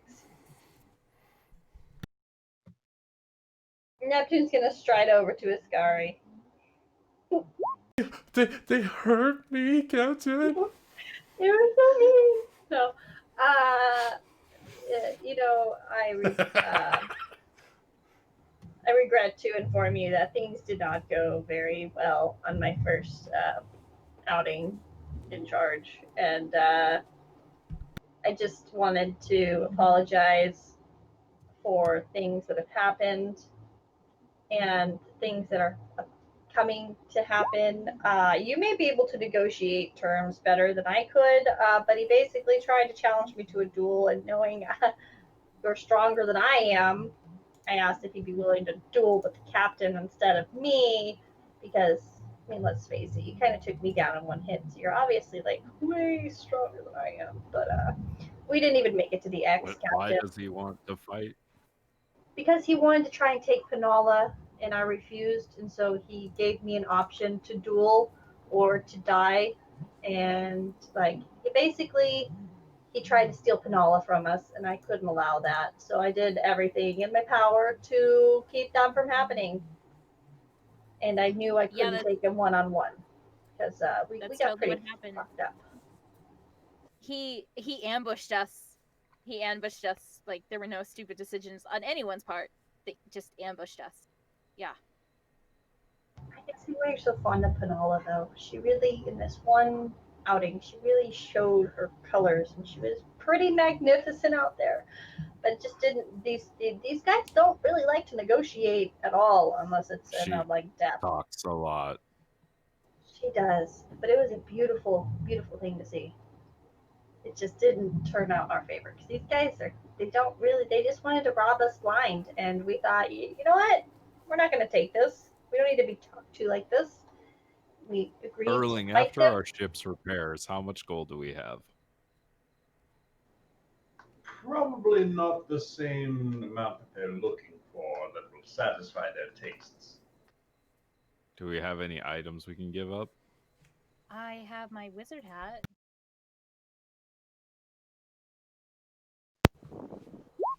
Well, I guess I am gonna have to go fight.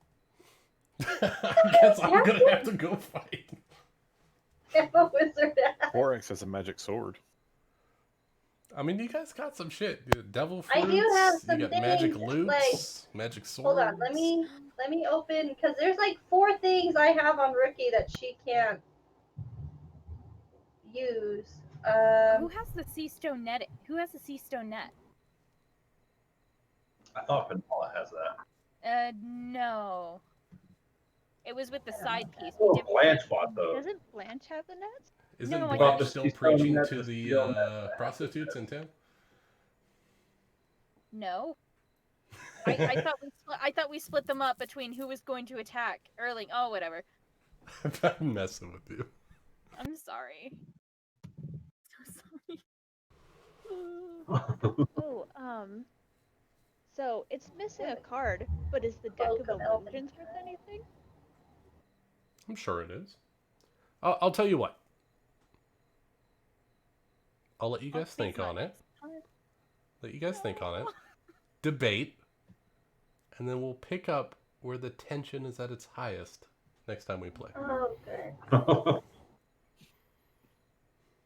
I am not a good negotiator, guys. I'm sorry. That was all bad. Nothing good came from any of that. So, Amanda, I think as punishment, you have to go watch the Blackbeard segment of One Piece and figure out just how badass this guy is. Yeah, I think I need He is to. the end boss of the anime. Oh! What? Oh, cool. That's Okay, great. okay. I'm gonna lift the curtain since you guys already saw it. This guy has the ability to make black holes wherever he wants to and decimates everything. And he has the ability to absorb powers and all kinds of cool shit. Oh, shit. And you're just good. meeting him. Yeah, you just throw him in here at us, like, you know, Neptune's not gonna fuck up. It's cool. Since Lucas has already kind of like told us, I asked him like behind the scenes what magic spell that was because I was like, that can't be right. Yeah, it's a level 9 magic spell he based it on. Jesus. We're like barely level 9. Level Really? 8. Remember, level 9 magic spells. You have to be like level Yeah, you gotta 20 be to like cast level 20 to get that. 17. Lucas! Well, Yes. is Garlic gonna 1v1 him? Oh no, no! Guy, I swear to God, if you die, I'm gonna be so pissed. I'll be back. I I mean, have that a would be whole unfortunate. She'd literally be like the last of her race. Oh my god, yeah. And Cerebos, wherever she is. What? Dead. No, I didn't say What anything. was that? What? Okay. What? Uh, What was that? I would just like to reference everyone, because it seems even more appropriate now, to the memes that were placed in the chat while all that was going on.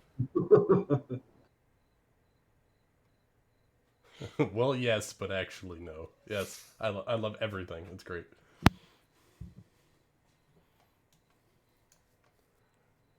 So, besides the totally one-sided pirate battle, how'd you guys feel about that session?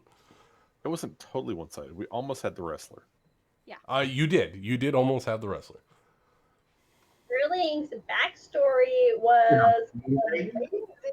Yeah, that I was thought that was cool. badass. That we were all like people, but like I don't think any of us knew other people were people, and we just like threw in there. We're like, hey, Keep we're it all secret part from of this. everyone. So cool. It was insane. And we said, "What, you're a person? You're in here too?" But we have to act like we know what we're doing. Play it cool. You guys did so well. I'm very proud. It was actually like really hard because I was like, I'm not a bully, and I feel really bad. Like I can imagine someone being. Oh, you Erling pulled it off Schube just very well, crushing Amanda. me. I was like, this is so mean. How are we so cruel? Who does this? What's wrong with us? Yeah, I have to admit, like, Hard. when it came to the part where I thought I was supposed to start talking, I was about to start, and then Amanda started. I was like, oh shit. Wait, there's more of us? You know, I was like, man, this is a lot of pressure. We gotta be a bully. Okay, I can pull it off. And I was like, wait, there's more than us. Okay, I can play off this. This is gonna be okay. Oh my gosh. I got like creepy goosebumps. Ooh, Oh, yeah. I gave him goosebumps. Yes.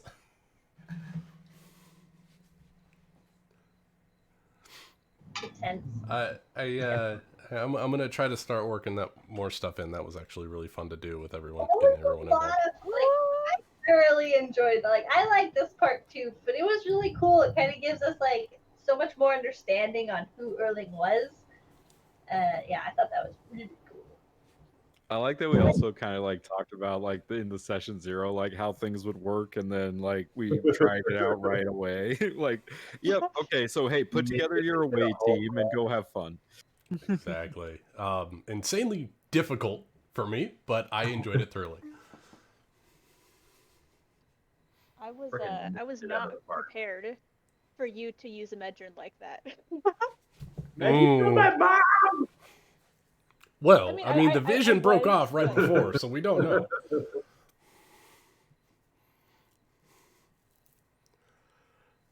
Yeah, I was rereading your backstory, and I was like, oh, this will work out. This will be good. So I threw that in there. And it matched up so well with the mysterious circumstances around Erling's mother's disappearance. Now you got questions for your inner self. Yeah, no kidding. Oh man. You know, it was fun in the beginning. Like it was all fun. It was just I love the character development in this one. Loved yeah. it. I mean, the turmoil Rachel was having about whether or not to eat the devil fruit is what I was going through the whole time. I was salivating. I was like, oh, do it. Do it. Give it to somebody. Did you eat it behind the dune? I want to know. Did she eat it? Did she secretly eat it? I bet she did. If she wants to try to sleight of hand that and tell me on the down low later, then that's perfectly all right with me. That would be so cool. Oh my god. I bet she like ate it and then ran out and started yelling at T. Like, going into fever and shit. Oh my god, that actually. Oh my god. It fits perfectly. I'm sorry. I fucking hate you. You're a terrible captain. I'm sorry. Need another minute. Give me another minute. She's waiting for the power to kick in, not so much for the group to show up. She's like, 1 minute. It's coming. 1 minute. Give me 5 minutes. and then It's gonna Ruby work. shows up and she's like, "What are you doing here?" Well, Dang it. good night, everybody. It was Night, awesome. Ben. I gotta go too. See, the problem that I have is even when I play any video game, I always save everything, and I never use it. Even when it's like, hey, you should probably use it. I'm like, we don't know when I might need it again, even though I've died like 3 times. Well, this Let's isn't a hold off. potion. It's not a consumable. So I know. It's character changing. this is like getting consumable. a it is. voice It's in very Skyrim. character changing. And Like how Know what it is yet either, right? What type it is, just not specifically what it is. Yeah. what's the type? It's the pineapple, whatever, artichoke pineapple thing. Pineapple upside down cake? what? Mhm. I'm in on that. Berkey swoops in and eats it.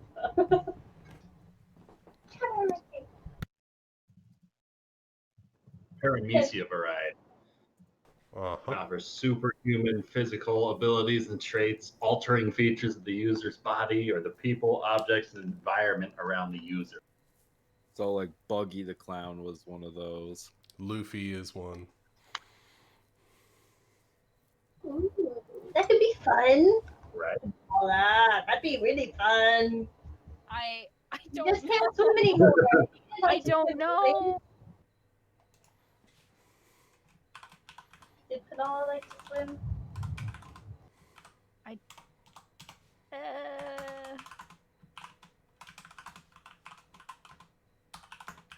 It really just matters if she was a fan of swimming or not. Yeah, it's really the main thing. If you don't like to swim, eat it. If you like to swim, don't eat it. I mean, I don't think Panala's gone swimming very much. Just that one time when we almost died under the water, so why would she even like swimming after that? Yeah, I just don't know. No pressure, no pressure. I know. So, if you guys give me cool backstories like that, I'm gonna start doing more shit like that. What? I know. Now I gotta work on my backstories more. Thanks. Yeah, now you gotta write twice as many because you guys got fucking characters coming out of the woodworks.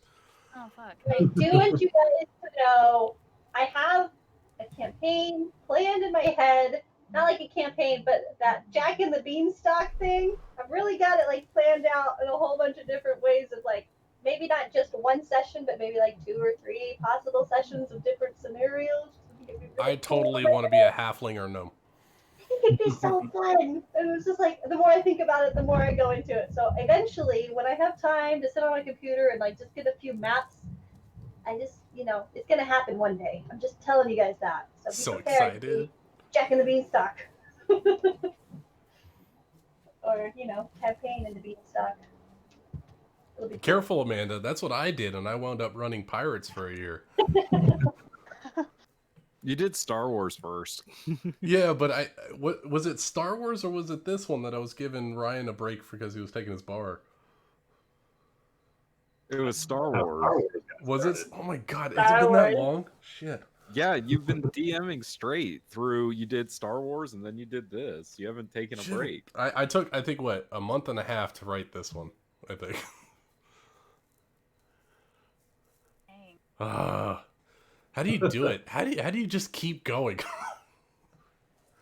Plus, you've been doing it for a few years now. You know, I like I was know. thinking about that the other day. Like Ryan, like I've been doing our Saturday game for what, 2 years straight now, every Saturday. That's crazy. Yeah. Over 100 sessions for sure. That's nuts to me. And it just keeps going. Goes to show if you love something. I designed a game that just keeps going. It's insane.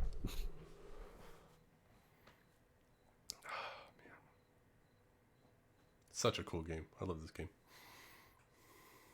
I know. That's All right. a decision we made 5 years ago. Oh, I know, right? All right, Yeah, I'm gonna head out. peace Here, out, guys. guys. Yeah, me too. Bye. Later, everyone. Yeah. Adios.